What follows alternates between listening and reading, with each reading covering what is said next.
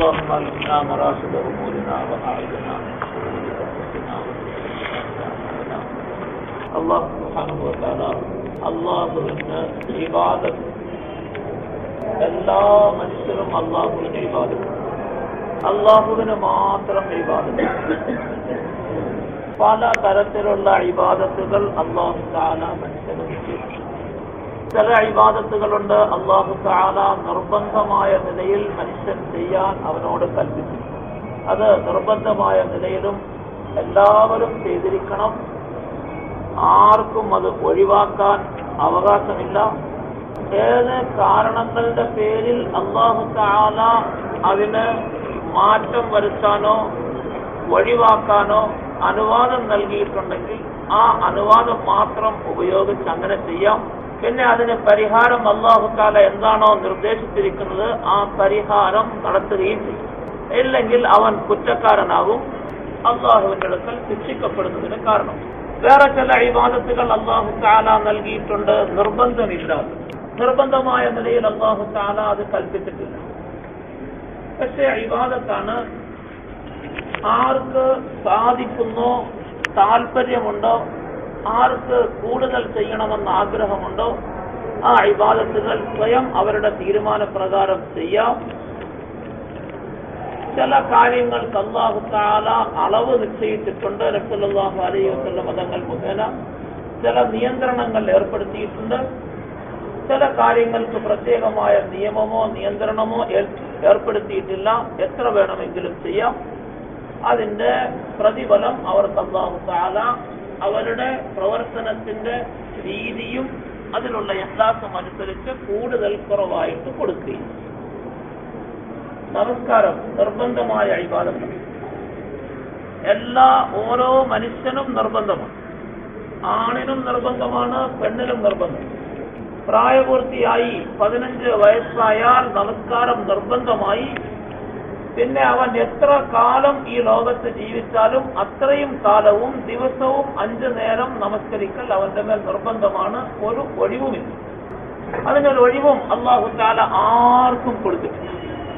ആകെ ഒഴിവ് നൽകിയിരിക്കുന്നത് നമസ്കാരത്തെക്കുറിച്ച് അറിയാൻ സാധിക്കാത്ത തരത്തിൽ ബുദ്ധിയില്ലാതായിപ്പോയി, ഭ്രാന്തനായി. ഭ്രാന്തനാണെങ്കിൽ ആ ഭ്രാന്തന്റെ സമയത്ത് നമസ്കാരം ഉപേക്ഷിക്കപ്പെടാം. അതിന് അല്ലാഹുവിന്റെ അടുക്കൽ ചോദ്യമുണ്ടാകും. വേറെ ഒരു കാര്യവുമില്ല നമസ്കാരം ഉപേക്ഷിക്കും. സ്ത്രീകൾക്ക് അവർ ശുദ്ധിയില്ലാത്ത സന്ദർഭങ്ങളിൽ, പ്രസവിച്ച് ശുദ്ധിയില്ലാതെ രക്തം പുറപ്പെടുന്ന സമയങ്ങളിൽ നമസ്കാരം ഉപേക്ഷിക്കും.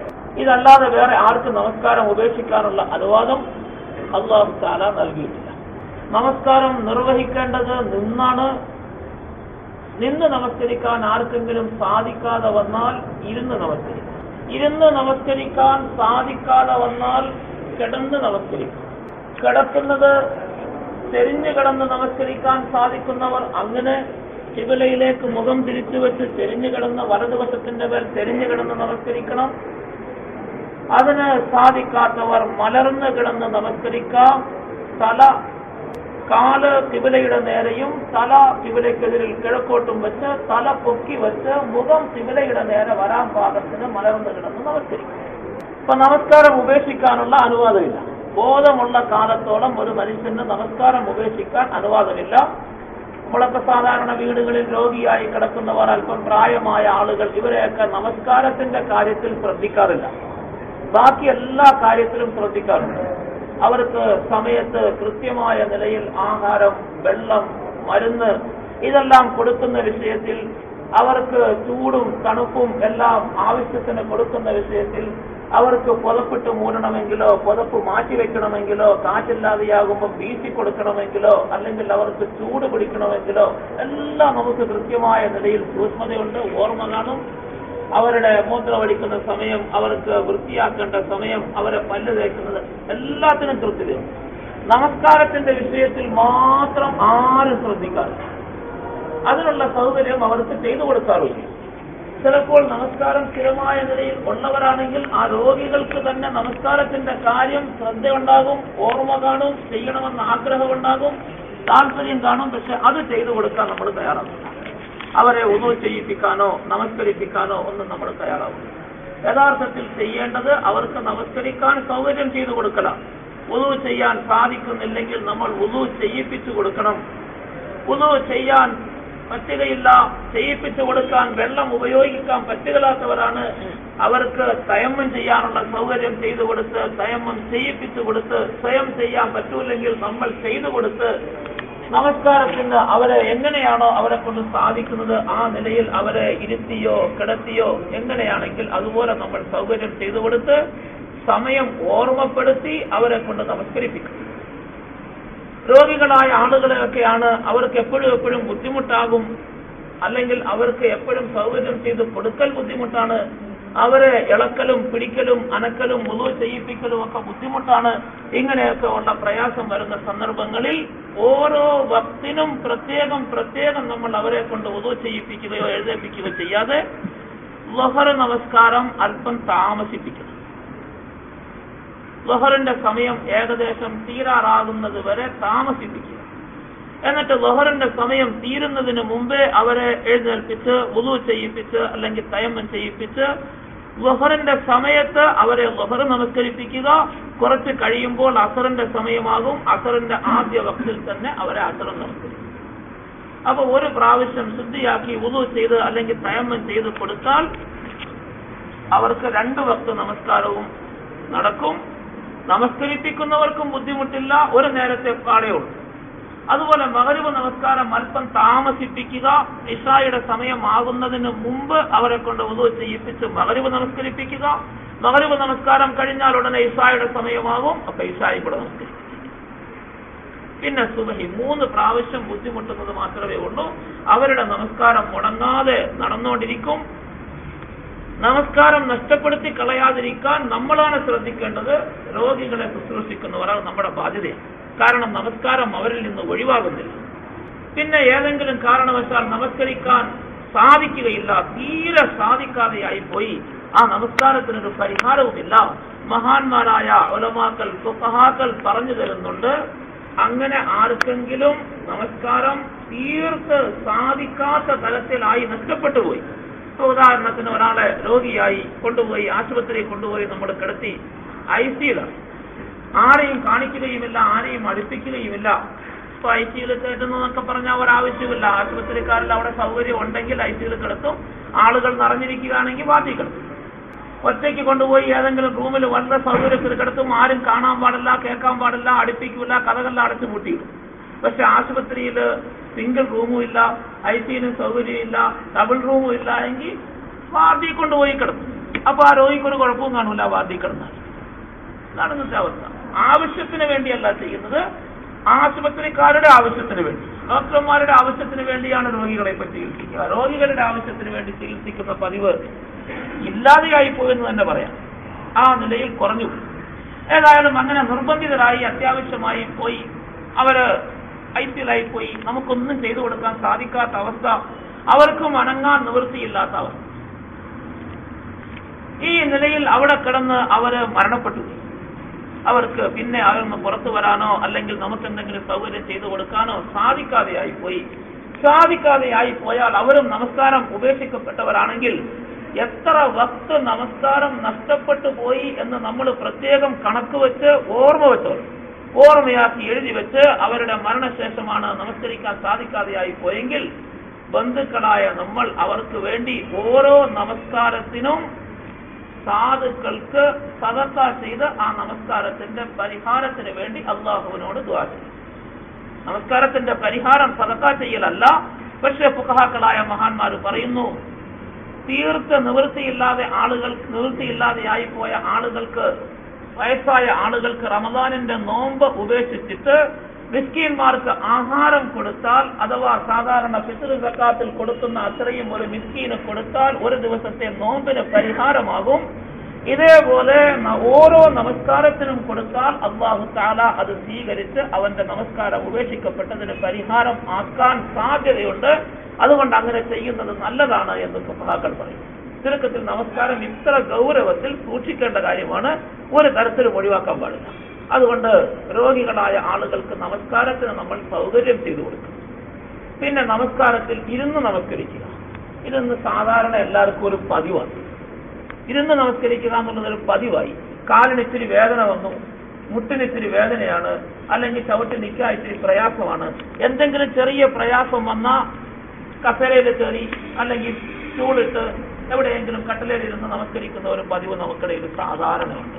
ചില പള്ളികളിലൊക്കെ പോയാൽ കാണാൻ ഇങ്ങനെ കസേര നിരത്തിയിട്ടേക്കും, സ്ഥിരമായിട്ട് അവരിരുന്നേ നമസ്കരിക്കുള്ളൂ. അങ്ങനെ കുറെ ആളുകൾ. ഈ ആളുകൾക്ക് കടയിൽ പോയി ചായ കുടിക്കാൻ നിൽക്കുന്നതിന് ഒരു കുഴപ്പമില്ല. എത്ര നേരം വേണമെങ്കിലും നിന്ന് ചായ വാങ്ങിച്ചു കുടിക്കും. ബസ്സിൽ കയറിയാൽ നിൽക്കാൻ ഒരു കുഴപ്പമില്ല. എന്തെങ്കിലും കാര്യത്തിന് വേറെ എവിടെയെങ്കിലും പോയാൽ നിൽക്കാൻ കുഴപ്പമില്ല. പള്ളിയിൽ വന്ന് കസേരയിൽ നമസ്കരിക്കുന്ന ആളുകളെ ഇലക്ട്രിസിറ്റി ഓഫീസിൽ പോയി നോക്കിയാൽ കാണാം, 1 മണിക്കൂറോളം ക്യൂവിൽ നിൽക്കും, കറണ്ട് ചാർജ് അടയ്ക്കും. ആശുപത്രിയിൽ പോയി ക്യൂവിൽ നിൽക്കും, ടിക്കറ്റ് എടുക്കും. അപ്പോഴൊന്നും അവരുടെ കാലിന് യാതൊരു കുഴപ്പമില്ല, ഒരു ബുദ്ധിമുട്ടും അവർക്കില്ല. നമസ്കാരത്തിൽ നിൽക്കാൻ മാത്രമേ ബുദ്ധിമുട്ടൂ, പാടില്ല. അങ്ങനെ നമസ്കരിക്കാൻ പാടില്ല. മുട്ടും അടങ്ങില്ല, സുജൂദ് ചെയ്യാൻ പറ്റൂല ഒരാൾക്ക്. അങ്ങനെയുള്ള ആൾക്ക് സുജൂദിൽ മാത്രമേ ഉള്ളൂ ആംഗ്യം കാണിക്കാൻ, അല്ലെങ്കിൽ ഇരുന്ന് ആംഗ്യം കാണിക്കാൻ അവകാശമുള്ളൂ, നൃത്തം ഉപേക്ഷിക്കാൻ അവകാശം.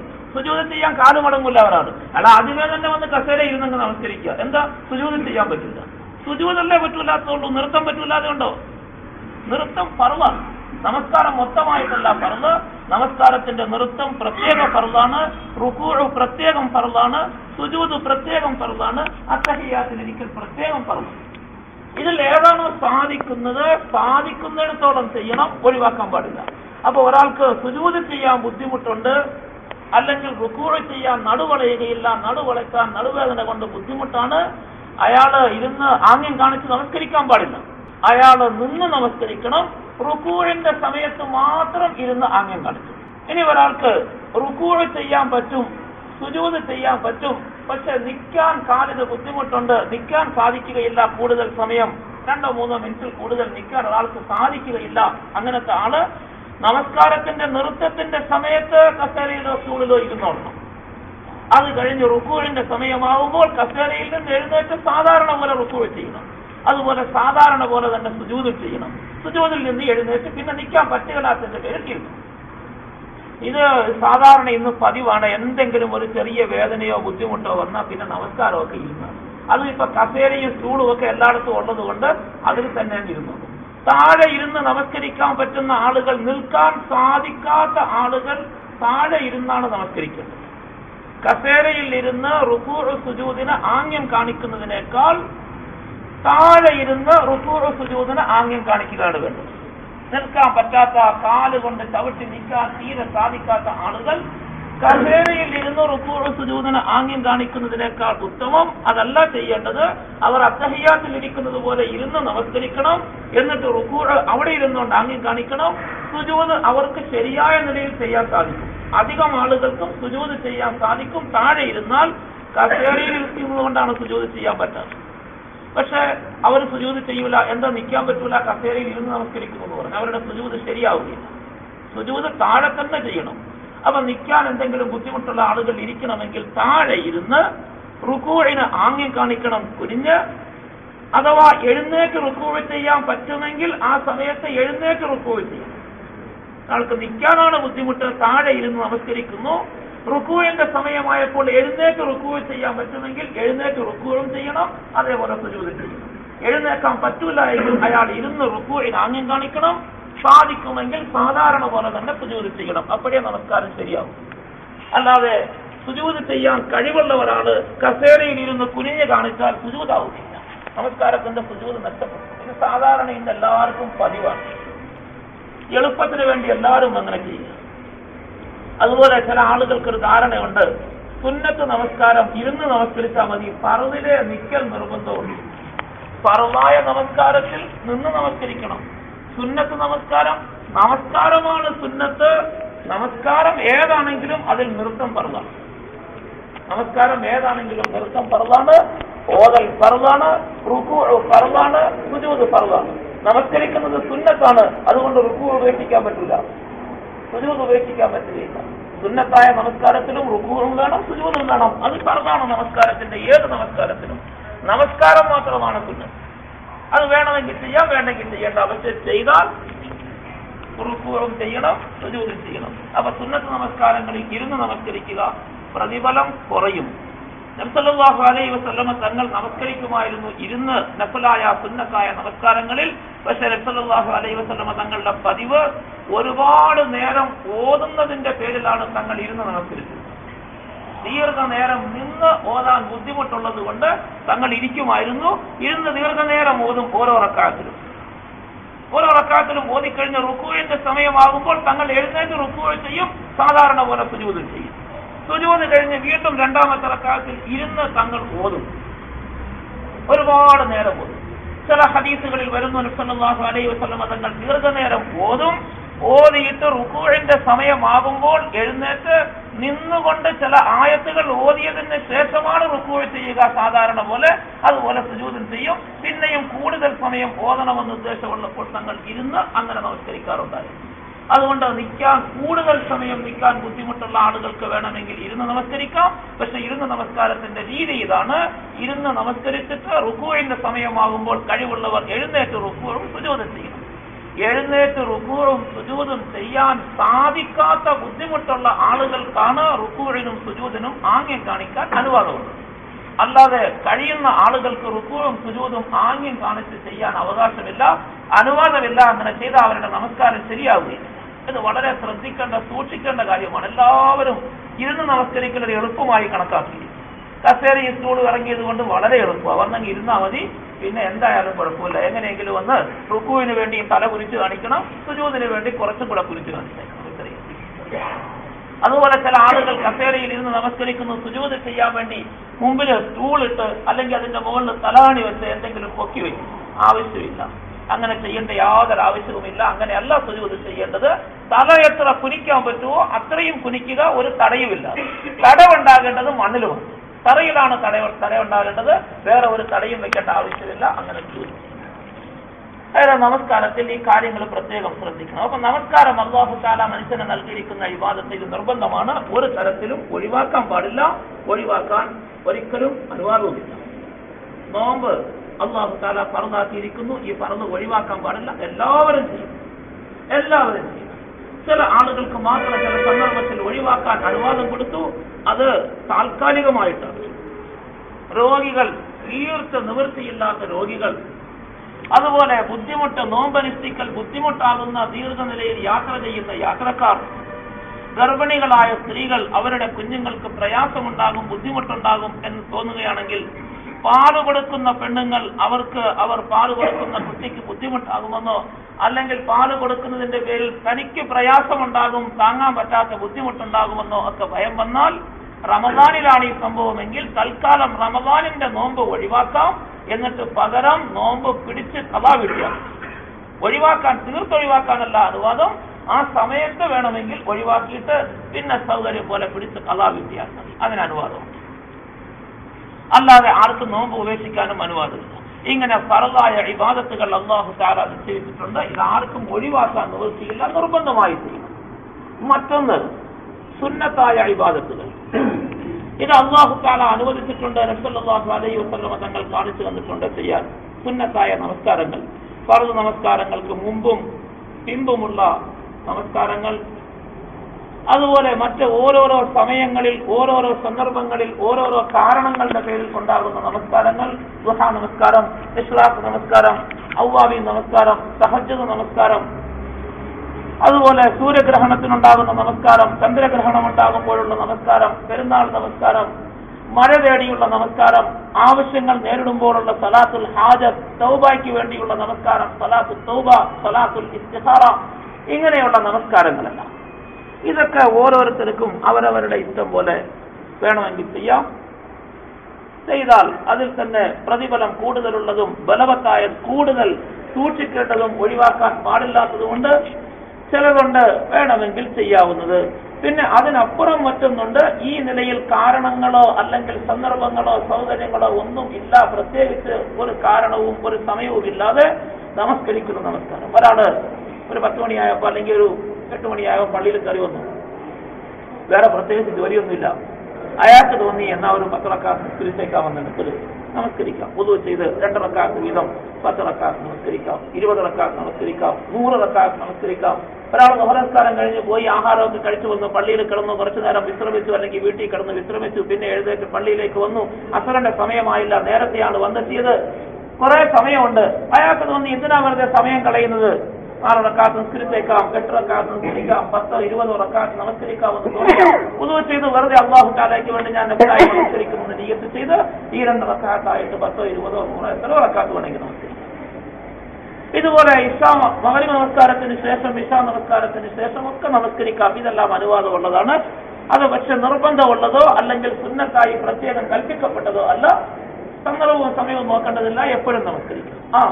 അസർ നമസ്കാരത്തിന് ശേഷം സൂര്യൻ അസ്തമിക്കുന്നത് വരെ, സുബഹി നമസ്കാരത്തിന് ശേഷം സൂര്യൻ ഉദിക്കുന്നത് വരെ, നട്ടുച്ച സമയത്ത് സൂര്യൻ ഉച്ച തിരിയുന്നത് വരെ, ഈ 3 സമയങ്ങളിൽ നമസ്കരിക്കാൻ പാടില്ല.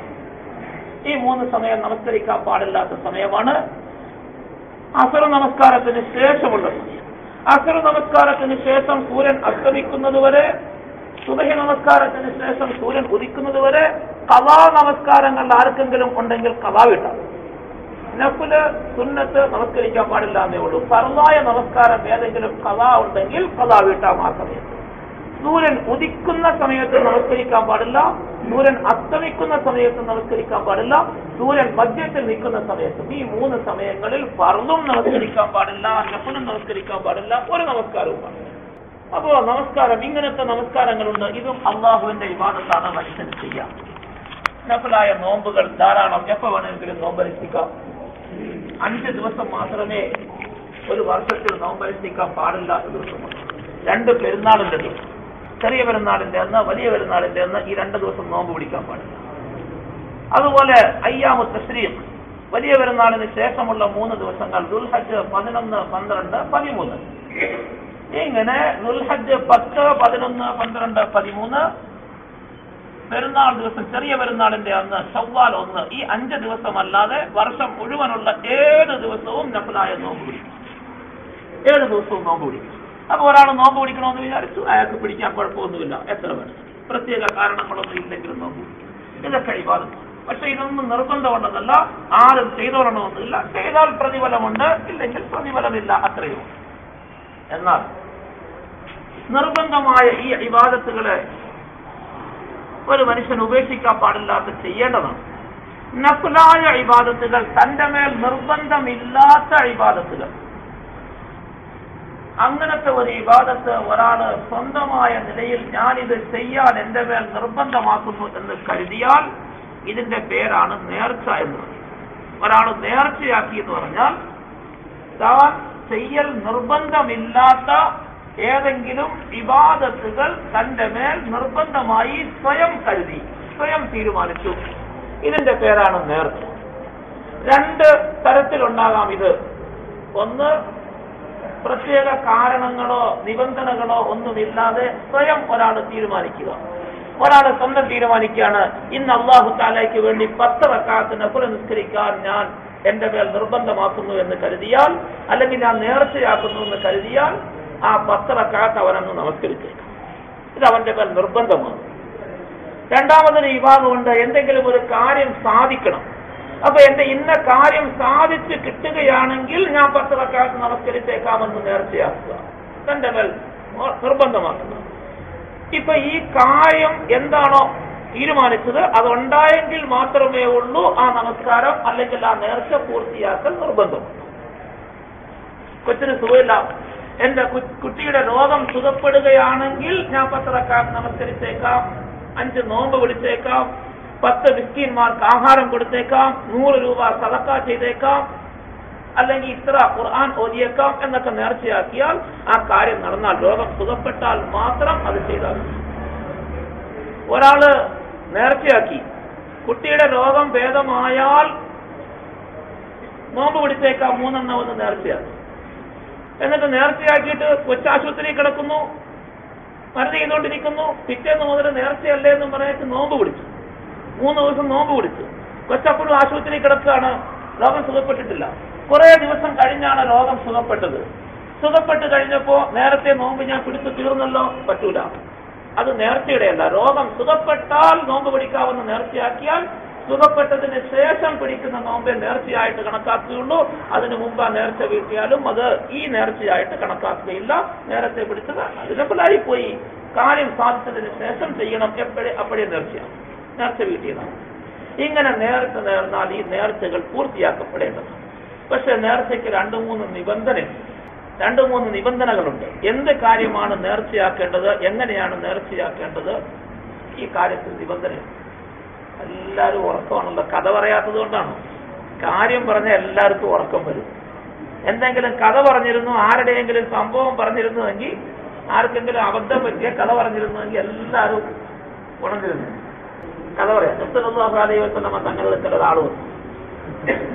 ഒരാൾ വന്നിട്ട് പറഞ്ഞു, തങ്ങളെ ഞാനൊരു നേർച്ചയാക്കി മുസ്ലിം ആകുന്നതിന് മുമ്പ് ജാഹിലിയ്യ കാലത്ത് ഞാനൊരു നേർച്ച നേർന്നിരുന്നു, ആ നേർച്ച ഇപ്പം പൂർത്തിയാകും. സല്ലല്ലാഹു അലൈഹി വസല്ലം തങ്ങൾ ചോദിച്ചു, എന്താ നേർച്ചയാക്കിയത്? അത് ഞാൻ ഒരു ദിവസം പകൽ തണല് ഒന്നും കൊള്ളാതെ വെയിലത്ത് തന്നെ നിൽക്കുമെന്നും ആരോടും മിണ്ടുകയില്ലെന്നും അന്ന് മുഴുവൻ നോമ്പായിരിക്കുമെന്നും നേർച്ചയാക്കി. നോമ്പ് പിടിച്ച് ആരോടും മിണ്ടാതെ വെയിലത്ത് നിൽക്കും എന്ന് നേർച്ചയാക്കി. ഈ നേർച്ച പൂർത്തിയാക്കണം. എപ്പോഴാണ് പൂർത്തിയാക്കേണ്ടത്, എങ്ങനെയാ പൂർത്തിയാക്കേണ്ടത്? സല്ലല്ലാഹു അലൈഹി വസല്ലം തങ്ങൾ പറഞ്ഞു, അതിൽ നീ പറഞ്ഞ 2 കാര്യങ്ങൾ നേർച്ചയാവുകയില്ല. ഒന്ന് മാത്രമേ നേർച്ചയാവൂ. ആരോടും മിണ്ടാതെ ഇരിക്കും എന്നുള്ള നേർച്ച അത് നേർച്ചയല്ല, ആവൂല. അതുകൊണ്ട് നീ മിണ്ടിക്കോ, കുഴപ്പമില്ല. വെയിലത്ത് തന്നെ നിൽക്കും, തണല് കൊള്ളൂല എന്ന് പറഞ്ഞത് ഇതും നേർച്ചയല്ല, അതും നേർച്ചയാവുകയില്ല. അതുകൊണ്ട് നീ തണല് കൊണ്ടോ വെയിൽ കൊള്ളേണ്ട ആവശ്യമില്ല. നോമ്പ് പിടിക്കും എന്ന് പറഞ്ഞത് അത് നേർച്ചയാണ്, അത് മാത്രം പൂർത്തിയാക്കി. അപ്പൊ നോമ്പ് പിടിക്കുമെന്നുള്ള നേർച്ച മാത്രമാണ് പൂർത്തിയാക്കേണ്ടത്. അതേകൊണ്ട് പൂർത്തിയാക്കേണ്ട ആവശ്യമുള്ളൂ. ബാക്കി 2ഉം പൂർത്തിയാക്കേണ്ട ആവശ്യമില്ല. അത് നേർച്ച ആവുകയില്ല എന്ന് സല്ലല്ലാഹു അലൈഹി വസല്ലം പറഞ്ഞു.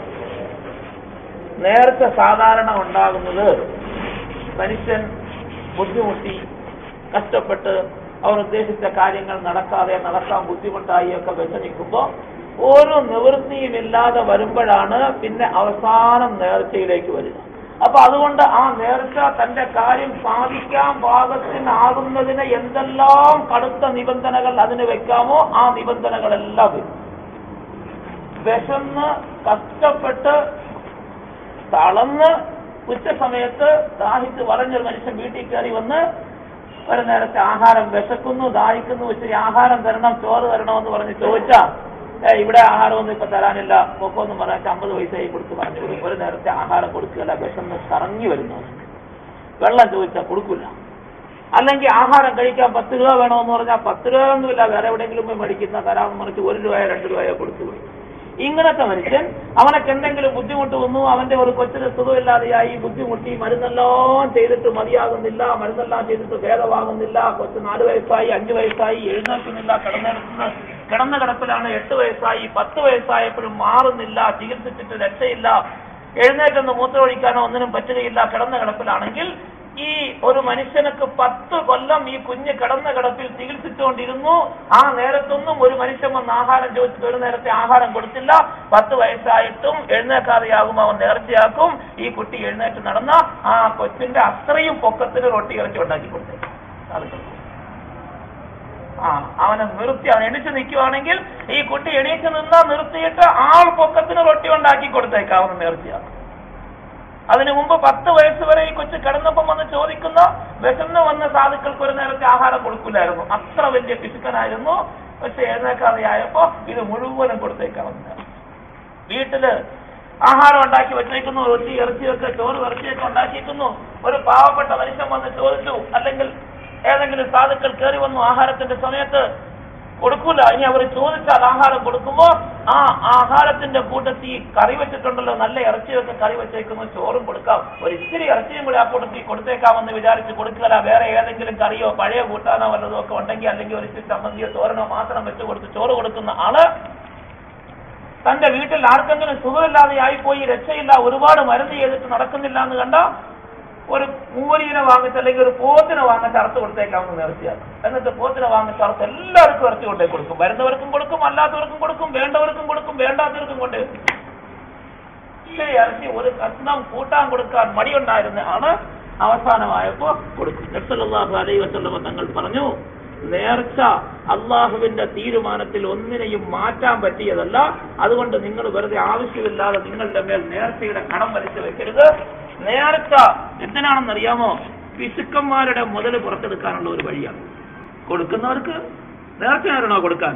10 സാധുക്കൾക്ക് ആഹാരം കൊടുക്കണമെന്ന് തോന്നി രോഗിയായി കിടക്കുന്നു, പഠിച്ചവനെ 10 പേർക്ക് ആഹാരം കൊടുത്തു, അല്ലെങ്കിൽ 10 പേർക്ക് എന്തെങ്കിലും സഹായം ചെയ്തു, സാധുക്കൾക്ക് എന്തെങ്കിലും കാശ് കൊടുത്തിട്ട് പഠിച്ചവനടുത്ത് പറയാം, പഠിച്ചവനെ അതിന്റെ വർക്കത്ത് കൊണ്ട് അസുഖം മാറ്റി തരണേ എന്ന് പറയാൻ അവനക്ക് നേരത്തെ തോന്നുമായിരുന്നു.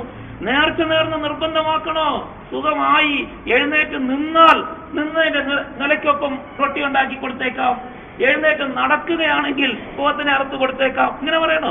കൊടുക്കണവനൊക്കെയാണെങ്കിൽ നേരത്തെ പറഞ്ഞു കൊടുക്കാൻ പാടില്ല. അപ്പൊ കൊടുക്കാത്തവനാണ് പിശുക്കനാണ്. ആ പിശുക്കന്റെ മുതല് അവന്റെ കയ്യിൽ നിന്ന് പിടിച്ചു എടുക്കാനുള്ള ഒരു വഴിയാണ് നേർച്ച.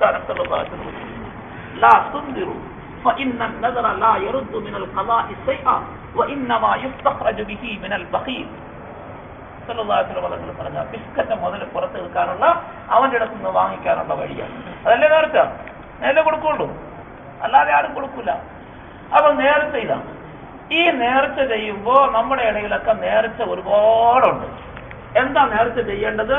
3 നിബന്ധനകളുണ്ട് നേർച്ച ശരിയാകണം. ഒന്ന്, ഇബാദത്തായിരിക്കണം. നേർച്ച നേരുന്ന കാര്യം ഏതെങ്കിലും ഇബാദത്തായിരിക്കണം. ഇബാദത്തായ കാര്യം മാത്രമേ നേർച്ച നേർന്നാൽ നേർച്ചയാവൂ. നമസ്കാരം, നോമ്പ്, സദഖ, ഖുർആൻ ഓതൽ, സാധുക്കളെ സഹായിക്കുന്ന എല്ലാ മാർഗവും സദഖായിരുന്നു. ആഹാരം കൊടുത്താലും ശരി, പണം കൊടുത്താലും ശരി, വസ്ത്രം കൊടുത്താലും ശരി, വീട് വെച്ച് കൊടുത്താലും ശരി, ആവശ്യത്തിനുള്ള വസ്തുക്കൾ വേറെ എന്തെങ്കിലും കൊടുത്താലും ശരി, ഇതെല്ലാം സദഖായുടെ കൊടുക്കും. ഇങ്ങനെ നമസ്കാരം, നോമ്പ്, സദഖ, ഖുർആൻ ഓതൽ, ഈ വക കാര്യങ്ങൾ ഇതൊക്കെ ഇബാദത്താണ്. ഇങ്ങനത്തെ ഇബാദത്തുകൾ മാത്രമേ നേർച്ചയാക്കിയാൽ നേർച്ചയാവൂ. രണ്ടാമത്തെ നിബന്ധന, അത് ആ ഇബാദത്ത് അല്ലാഹു തആല നിർബന്ധമായി ചെയ്യാൻ കൽപ്പിച്ചിട്ടുള്ള ഇബാദത്തുകളുടെ ഇബാദത്തിൽ പെട്ടതായിരിക്കും. നമസ്കാരം അല്ലാഹു തആല നമസ്കാരം ഫർളാക്കിയിട്ടുണ്ട്, നിർബന്ധമാണ്. അപ്പൊ അതുകൊണ്ട് ആ നിർബന്ധമായ നമസ്കാരത്തിന്റെ കൂട്ടത്തിൽപ്പെട്ട അതേപോലത്തതാണ് നമസ്കാരം. നോമ്പ് അല്ലാഹു തആല റമദാനിലെ നോമ്പ് ഫർളാക്കിയിട്ടുണ്ട്. അതുകൊണ്ട് റമദാൻ അല്ലാത്ത കാലത്ത് നോമ്പ് പിടിക്കാമെന്ന് പറഞ്ഞാൽ ഫർളായ ഇബാദത്തുകൾ പോലെയുള്ളത്. സദഖ അല്ലാഹു തആല സകാത്ത് ഫർളാക്കിയിട്ടുണ്ട്, സാധുക്കൾക്ക് മുതലിന്റെ ഓഹരി കൊടുക്കാൻ. അപ്പൊ അതുകൊണ്ട് ആ ഫർദിന്റെ രൂപത്തിൽപ്പെട്ട അതിന്റെ ഇബാദത്തിൽപ്പെട്ടതാണ് സദഖ. അതുകൊണ്ട് സദഖയും ഇബാദത്തും. ഖുർആൻ ഓതൽ, നമസ്കാരത്തിൽ ഖുർആൻ ഓതൽ ഫർളാണ്. അതുകൊണ്ട് ഖുർആൻ ഓതലും നേർച്ചയാക്കാം, നേർച്ചയാക്കാം. അപ്പോ അല്ലാഹു തആല ഫർളാക്കിയിരിക്കുന്ന ഇബാദത്തുകളുടെ കൂട്ടത്തിൽപ്പെട്ടതായിരിക്കും. ഫർളായ നിലയിൽ അല്ലാഹു കൽപ്പിച്ചിട്ടില്ലാത്ത ഇബാദത്തുകൾ നേർച്ചയാക്കിയാൽ നേർച്ചയാവും. മൂന്നാമത്തെ നിബന്ധന, ഇവൻ നേർച്ചയാക്കുന്ന ഇബാദത്ത് ഫർളാകാൻ പാടില്ല. ഒരാള് നേർച്ചയാക്കി കാലത്ത് എണിച്ചല്ലോ, ഞാനിന്ന് ളുഹർ നമസ്കരിച്ചേക്കാമെന്ന് നേർച്ചയാക്കുന്നു, അല്ലെങ്കിൽ അസ്ർ നമസ്കരിച്ചേക്കാമെന്ന് നേർച്ചയാക്കി ആകൂല. കാരണം ളുഹർ അവന്റെ മേൽ ഫർളാണ്. അത് പിന്നെ നേർച്ചയാക്കേണ്ട, ആക്കിയാലും ആക്കിയില്ലെങ്കിലും ഫർളാണ്. അസ്ർ നമസ്കാരം ഫർളാണ്. ഒരാള് നേർച്ചയാക്കി ഞാൻ ഈ മാസം 5 ദിവസം നോമ്പ് പിടിച്ചേക്കാമെന്ന് നേർച്ചയാക്കി. ഈ മാസം 5 അല്ല 30 നോമ്പും ഫർളാ അവന്റെ മേൽ. ഒരു മാസം നോമ്പ് പിടിക്കലും ഫർളാ. അതുകൊണ്ട് റമദാന്റെ 5 ദിവസത്തെ നോമ്പ് അവൻ നേർച്ചയാക്കിയ അത് നേർച്ചയാവില്ല. സക്കാത്ത് കൊടുക്കണം, 1 ലക്ഷം രൂപ സക്കാത്ത് കൊടുക്കാനുള്ളവനാ. അവൻ നേർച്ചയാക്കി എന്റെ കൊച്ചിന്റെ സൂക്കേട് ഭേദമാകുകയാണെങ്കിൽ ഞാൻ 50,000 രൂപ സക്കാത്ത് കൊടുത്തേക്കാം, ആവില്ല. നിർബന്ധമാണ്, കൊടുക്കേണ്ടതാണ്. അപ്പൊ ഫർളായ ഇബാദത്തുകൾ നേർച്ചയാക്കിയാൽ നേർച്ചയാവുകയില്ല. ഈ 3 നിബന്ധനകൾ ഒത്തുവരണം ഒരാൾ നേർച്ചയാക്കണം. ഒന്ന്, ഇബാദത്തായ കാര്യമായിരിക്കണം, എന്നാലേ ഉള്ളൂ നേർച്ചയാവുള്ളൂ. അപ്പൊ ഒരാൾ നേർച്ചയാക്കി ഞാൻ ഇന്ന് 10 ഉദു ചെയ്തേക്കാമെന്ന് നേർച്ചയാക്കി. 10 ഉദു ചെയ്തേക്കാം, നേർച്ചയാകുമോ? ഉദു ഇബാദത്തല്ലേ? ഉദു ചെയ്താൽ കൂലി കിട്ടുമെന്നല്ലേ പറഞ്ഞേക്കുന്നത്. ഒരു ഉദു കൊണ്ടതിനോടുകൂടി പിന്നെ ഒന്നും കൂടെ നമസ്കരിക്കാൻ വേണ്ടി ഉദു എടുത്താൽ അവന്റെ ദറജ കൂടുതൽ കിട്ടും, പ്രകാശമായിരിക്കും, അവയവങ്ങളിൽ ആവരണം അണിയിക്കപ്പെടും എന്നൊക്കെയല്ലേ ഉള്ളത്. പക്ഷെ വുദു സ്വയം ഇബാദത്തല്ല, നമസ്കാരത്തിന് വേണ്ടിയാണ് വുദു ഇബാദത്താണ്. നമസ്കാരത്തിന് വേണ്ടി വുദു ചെയ്താൽ അത് ഇബാദത്താണ്. ശുദ്ധിയായിരിക്കാൻ വേണ്ടി വുദു ചെയ്താൽ ഇബാദത്താണ്. ഒരാൾ വെറുതെ അങ്ങ് വുദു ചെയ്തു, ഹൗസിന്റെ അടുത്ത് പോയിരുന്നു വുദു ചെയ്തു, ഇബാദത്തല്ല. ചെയ്ത രണ്ടാമത് വുദു ചെയ്തു, മൂന്നാമത് വുദു ചെയ്തു, കുറ്റക്കാരനാകും, പാപിയാകും. ഒന്നിലധികം പ്രാവശ്യം വുദുവിന് വെള്ളം ഉപയോഗിക്കാൻ പാടില്ല, ആവശ്യമില്ലാത്തതാണ്. ഒന്ന് വുദു ചെയ്തപ്പോൾ ശുദ്ധിയായി, പിന്നെ രണ്ടാമതും മൂന്നാമതും അവൻ വുദു ചെയ്യേണ്ട ആവശ്യമില്ല, അത് തെറ്റാണ്. അപ്പം വുദു ചെയ്യൽ ഒരു തനി ഇബാദത്തല്ല, നമസ്കാരത്തിന്റെ പേരിൽ ശുദ്ധിയാകുന്നു എന്നതിന്റെ ഇബാദത്താണ്. അതുകൊണ്ട് 10 വുദു ചെയ്തേക്കാവുന്ന നേർച്ചയാവില്ല, അത് ഇബാദത്തല്ല. ഒരാൾ നേർച്ചയാക്കി ഭീമാ പള്ളിയിൽ കബറ് ജാറം മൂടിയേക്കാവുന്ന നേർച്ചയാക്കി, നല്ല പട്ടുകൊണ്ട് നേർച്ചയാകുമോ? ആകോ? എന്താ കാരണം? ഇബാദത്തല്ല. എല്ലാരും അങ്ങനെയാണല്ലോ നേർച്ചയാക്കുന്നത്. ഭീമാ പള്ളിയിൽ വിളക്ക് കൊടുത്തേക്കാം, പന്താള പള്ളിക്ക് വിളക്ക് കൊടുത്തേക്കാം, ജാറം മൂടിയേക്കാം, പിന്നെ എന്തെല്ലാമോ ഒക്കെ പറയും. ഇങ്ങനെയൊക്കെ നേർച്ചയാണ്. ഇതൊന്നും നേർച്ചയാവൂല, കാരണം ഇതൊന്നും ഇബാദത്തല്ല. ഇബാദത്തല്ലാത്തത് കൊണ്ട് നേർച്ചയാവില്ല.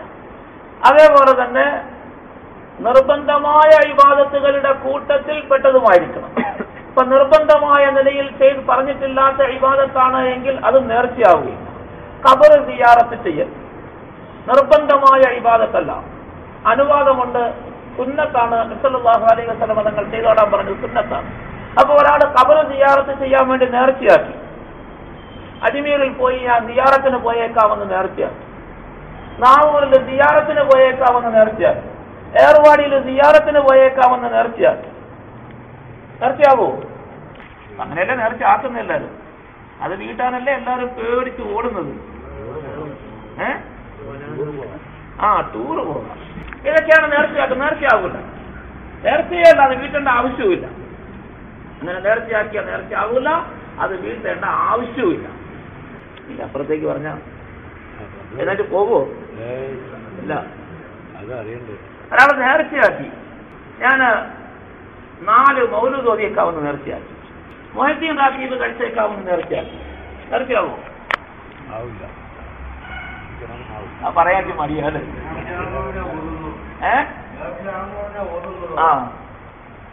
മൗലൂദ് ഓതല് ഇബാദത്ത് നിർബന്ധമായ ഇബാദത്തല്ല.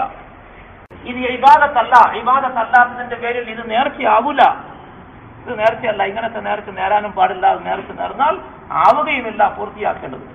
നബി സല്ലല്ലാഹു അലൈഹി വസല്ലം തങ്ങളുടെ മദ്ഹ് പറയും, സ്വലാത്ത് പറയുകയും ചെയ്യുക നല്ല കാര്യമാണ്. ഖുർആൻ ശരീഫ് ഓതിയതിനു ശേഷം നാവുകൊണ്ട് ചെയ്യുന്ന ഏറ്റവും നല്ല കാര്യം നബി സല്ലല്ലാഹു അലൈഹി വസല്ലം തങ്ങളുടെ മദ്ഹ് പറയണം. പക്ഷെ ആ മദ്ഹ് എപ്പോഴും പറയണം, നമ്മളുടെ ജീവിതത്തിൽ അത് പറയുകയും കേൾക്കുകയും അറിയുകയും മനസ്സിലാക്കുകയും ചെയ്ത് ജീവിതത്തിൽ പകർത്തണം, പ്രചരിപ്പിക്കണം. ഇതാണ് നമ്മുടെ ബാധ്യത. മക്കയിൽ വരുന്ന കാലത്ത് ആളുകൾ പലതരത്തിലുള്ള ഇബാദത്തുകൾ ചെയ്തു. ഹജ്ജിന്റെ അമലുകൾ അവർക്ക് തോന്നിയതുപോലെയാണ്. അവര് കഅബയിൽ വന്ന് തവാഫ് ചെയ്താൽ കഅബയുടെ ചുറ്റും, കഅബയുടെ അകത്തും പുറത്തും, മതിലിലും മുറ്റത്തും എല്ലാ സ്ഥലത്തും ഓരോരോ പേരിൽ പല വിഗ്രഹങ്ങളെ അവർ പ്രതിഷ്ഠിച്ചിട്ടുണ്ടായിരുന്നു. ഇവകളെയൊക്കെയാണ് അവർ പൂജിക്കുകയും ഇവകളെയൊക്കെയാണ് തൃപ്തിപ്പെടുത്തുകയൊക്കെ ചെയ്യും. ഈ വിഗ്രഹങ്ങൾക്ക് വേണ്ടി അവർ ധാരാളം നേർച്ചകൾ കൊണ്ടുവരുമായിരുന്നു, ധാരാളം കാഴ്ച വസ്തുക്കൾ കൊണ്ടുവന്ന് സമർപ്പിക്കുമായിരുന്നു. എന്തെല്ലാം സൈസ് നേർച്ചയാ. അന്നത്തെ നേർച്ചയെ കുറിച്ച് അല്ലാഹു തആല ഖുർആനിൽ വിശദീകരിച്ച് പറയുന്നു, മാ ജഅലല്ലാഹു മിൻ ബഹീറത്തിൻ വലാ സായിബത്തിൻ വലാ വസീലത്തിൻ വലാ ഹാം വലാകിന്നല്ലദീന കഫറൂ യഫ്തറൂന അലല്ലാഹിൽ കദിബ്. അല്ലാഹു തആല ഇങ്ങനെ ചെയ്യാൻ പറഞ്ഞതാണ്, നിയമമാണെന്നും പറഞ്ഞ് പല സൈസ് നേർച്ചകൾ. എന്തെല്ലാം സൈസ് നേർച്ചകൾ എങ്ങനെയൊക്കെയാ വരുന്നതെന്നറിയോ? ഒട്ടകങ്ങളെ, മൃഗങ്ങളെ നേർച്ചയാക്കും കാബയിലേക്കും കാബയുടെ പരിസരത്തുള്ള വിഗ്രഹങ്ങൾക്കും. ചിലത് നേർച്ചയാക്കും, ചില ഒട്ടകങ്ങളെ, ആ ഒട്ടകങ്ങളെ നേർന്ന് വിട്ടേക്കും, അങ്ങോട്ട് ആരും തൊടാൻ പാടില്ല, ഇതിന്റെ പുറത്തൊരു ചുമടും വെക്കാൻ പാടില്ല, ഇതിന്റെ പുറത്താരും കയറി യാത്ര ചെയ്യാനും പാടില്ല. ഇത് ദൈവത്തിന് വിട്ടുകൊടുക്കും. ചിലരുണ്ട്, അവരുടെ ഒട്ടകങ്ങൾ, പെണ്ണൊട്ടകം അടുപ്പിച്ച് 2 പെണ്ണൊട്ടകത്തെ, പെൺകുട്ടിയെ പ്രസവിച്ചാൽ 3ാമത്തെ പ്രസവം കഴിയുമ്പോൾ ദൈവത്തിന്. പെണ്ണൊട്ടകമാണെന്ന് വില. ഇപ്പോഴും അങ്ങനെയാണല്ലോ, പശുവിനല്ലേ വില കൂടുതൽ. പശു പ്രസവിച്ച മൂരിക്കിടാവാണെങ്കിൽ വലിയ ഗമയൊന്നും വലിയ ഡിമാൻഡൊന്നും കാണുകയില്ല. പശുക്കിടാവാണെങ്കിൽ അതിനെ നല്ല കാലവഴിക്ക് വളർത്തും. മനുഷ്യനൊക്കെയാണ് പശുക്കിടാവ്, പെൺകുട്ടിയാണെങ്കിലോ ഈ നാശം വന്നല്ലോ എന്ന് തോന്നും.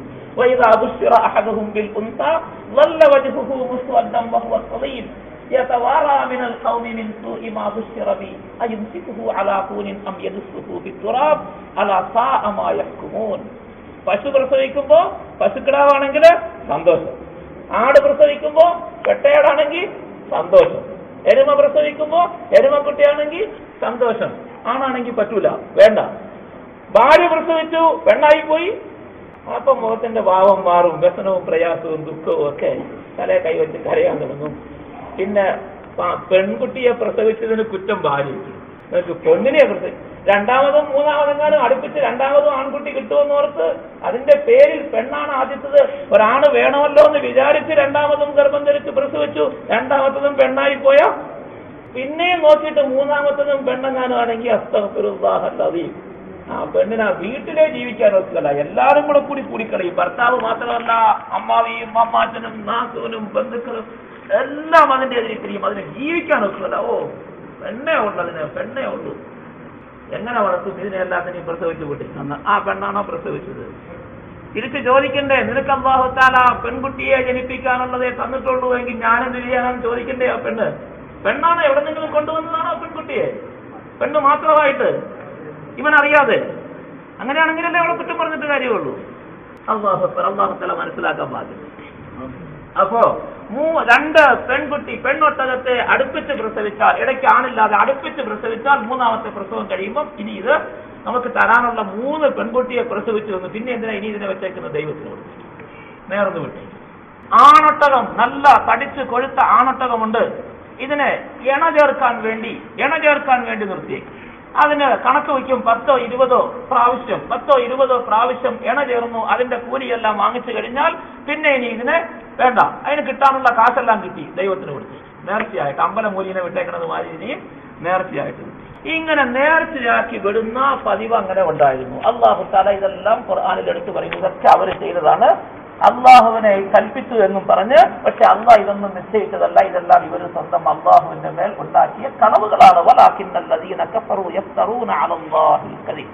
അതുപോലെ വിളവ്, കൃഷി കൊയ്തു, വിളവെടുത്തു, ഈത്തപ്പഴമോ അല്ലെങ്കിൽ മുന്തിരിയോ ഗോതമ്പോ എന്താണോ വിളവ്, അവരുടെ കൃഷി വിളവെടുത്തു കഴിഞ്ഞാൽ ആ വിളവിന്റെ ഒരു ഭാഗം മാറ്റിവെക്കും. ഒരു ഭാഗം മാറ്റിവെച്ചിട്ട് അതിനെ നേർച്ചയാക്കും. അതിനെ രണ്ടായിട്ട് ഭാഗിക്കും. അവർ രണ്ടായിട്ട് ഭാഗിച്ച് ഒരു ഭാഗം വലുത്, ഒരു ഭാഗം ചെറുത്. വലിയ ഭാഗം ദൈവത്തിന്, അവരുടെ വിഗ്രഹത്തിന്, ചെറിയ ഭാഗം അല്ലാഹ്. 2 ഭാഗമായിട്ട് തിരിച്ച് നേർച്ചയാക്കും. വലിയ ഭാഗം വിഗ്രഹത്തിന്, അവർ ഉദ്ദേശിക്കുന്ന വിഗ്രഹം, ചെറിയ ഭാഗം അല്ലാഹ്. എന്നിട്ട് ഈത്തപ്പഴമൊക്കെ കൂട്ടിയിട്ടേക്കും, ഗോതമ്പൊക്കെ കൂട്ടിയിട്ടേക്കും. അല്ലാഹുവിന്റെ പങ്കായ ചെറിയ ഭാഗത്തിൽ നിന്ന് ഈത്തപ്പഴമോ മുന്തിരിയോ ഒക്കെ ഉരുണ്ട് വീണ് അല്ലെങ്കിൽ മറിഞ്ഞു വീണ് ഈ ദൈവത്തിന്റെ ഭാഗത്തേക്ക് വന്ന് ചേർന്ന ആ കിടക്കട്ടെ, അല്ലാഹ്ക്ക് ആവശ്യമില്ലല്ലോ, ദൈവത്തിനല്ലേ വിഗ്രഹത്തിനല്ലേ ആവശ്യം, അതുകൊണ്ടാണ് അവിടെ കിടക്കട്ടെ എന്ന് പറഞ്ഞിട്ട് മാറ്റില്ല. അതേസമയത്ത് ഇതിൻ്റെ അകത്തെങ്ങാനും ഒരു മുന്തിരിയോ ഒരു ഈത്തപ്പഴമോ ഉരുണ്ടെങ്ങാനും ഇപ്പുറത്തേക്ക് അല്ലാഹുടെ പങ്കിലേക്ക് വീണ അല്ലാഹ്ക്ക് ആവശ്യമില്ലല്ലോ, പിന്നെ എന്തിനാ അല്ലാഹു അത് ദൈവത്തിന് കൊടുത്തത്? ദൈവത്തിന് തന്നെ കൊടുക്കണം വിഗ്രഹത്തിന്, അതിനെ അപ്പം തന്നെ എടുത്ത് ഇങ്ങോട്ട് മാറ്റി. هذا لله بزعمهم وهذا لشركائنا فما كان لشركائهم فلا يصل إلى الله وما كان لله فهو يصل إلى شركائهم. അല്ലാഹു തആല ഖുർആനിൽ പറഞ്ഞവരുടെ നേർച്ചയുടെ രീതിയാണ്. ഇങ്ങനെയുള്ള നേർച്ചകൾ ജാഹിലിയ്യ കാലത്ത് ഇസ്ലാമിന് മുമ്പ് തന്നെ ചെയ്തിരുന്നു. അള്ളാഹുവിന് വേണ്ടി നേർച്ചയാക്കുക, വിഗ്രഹങ്ങൾക്ക് വേണ്ടി നേർച്ചയാക്കുക, ഇതെല്ലാം ആ കാലത്ത് നടന്നിരുന്നു. നബി സല്ലല്ലാഹു അലൈഹി വസല്ലം തങ്ങൾ ഇങ്ങനത്തെ മുഴുവൻ നേർച്ചയും ഇല്ലാതാക്കാൻ വേണ്ടി, അതിനെയൊക്കെ ഒഴിവാക്കാനും, ദീനല്ല അതിനെയെല്ലാം ആളുകളിൽ നിന്ന് ഇല്ലാതാക്കി നിരോധിച്ച് അതെല്ലാം പാടില്ലാത്തതാണ്, ഹറാമാണ്, ഇങ്ങനെ ആരും നേർച്ചയാക്കിയാൽ ആവുകയില്ല എന്ന് തീരുമാനിച്ച നിയമം അറിയിച്ചുകൊണ്ടാണ് നബി സല്ലല്ലാഹു അലൈഹി വസല്ലം തങ്ങൾ. ഇന്നും അതുപോലെ വിഗ്രഹങ്ങൾക്കൊക്കെ നേർച്ചയാക്കുന്ന ആളുകളുണ്ട്. അമ്പലത്തിന് വലിയ വലിയ വിഗ്രഹങ്ങൾക്കൊക്കെ പലതും നേർച്ചയാക്കുന്നവരുണ്ട്. അതൊക്കെ ഹറാം, ചെയ്യാൻ പാടില്ല. നേർച്ച ഇബാദത്താണ്.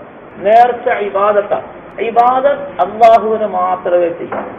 വേറെ ഒരു സൃഷ്ടിക്കും ഇബാദത്ത് ചെയ്യാൻ പാടില്ല. വേറെ ഏതിന് ഇബാദത്ത് ചെയ്താലും ആ ഇബാദത്ത് ശിർക്കായിട്ട് മാറും. അതുകൊണ്ട് അല്ലാഹുവിനല്ലാതെ മറ്റാർക്കും ഇബാദത്ത് പാടില്ല. നേർച്ച ഇബാദത്തായതുകൊണ്ട് അല്ലാഹുവിനല്ലാതെ മറ്റാർക്കും നേർച്ച നേരാൻ പാടില്ല. അവർ 10 സാധുക്കൾക്ക് ആഹാരം കൊടുക്കാമെന്നൊരാൾ നേർച്ചയാക്കിയാൽ നേരത്തെ സാധുക്കൾക്കല്ല, 10 സാധുക്കൾക്ക് ആഹാരം കൊടുക്കാമെന്ന് ഞാൻ അല്ലാഹുവിന് വേണ്ടി നേർച്ചയാക്കുന്നു. ലില്ലാഹി അലയ്യ അൻ ഉതഇമ 10 മസാകീൻ. അല്ലാഹു തആലയ്ക്ക് വേണ്ടി ഞാൻ നേർച്ചയാക്കുന്നു 10 സാധുക്കൾക്ക് ആഹാരം കൊടുത്തേക്കാമെന്ന്, 10 സാധുക്കൾക്ക് വസ്ത്രം കൊടുത്തേക്കാമെന്ന്, 100 യതീമീങ്ങൾക്ക് ആഹാരം കൊടുത്തേക്കാമെന്ന്, ഒരു സാധുവിന് വീട് വെച്ച് കൊടുത്തേക്കാമെന്ന് നേർച്ചയാക്കുന്നു. അല്ലാഹുക്ക് വേണ്ടി നേർച്ച അല്ലാഹുവിന് വേണ്ടി മാത്രം. ചില ആൾക്കാർ സാധാരണ നമ്മുടെ ഇവിടെയൊക്കെ പതിവുണ്ട്, മൊയ്തീൻ ശേഖന്റെ പേരിൽ നേർച്ച നേരുക, ശ്രീഫായി ശേഖന്റെ പേരിൽ നേർച്ച നേരുക.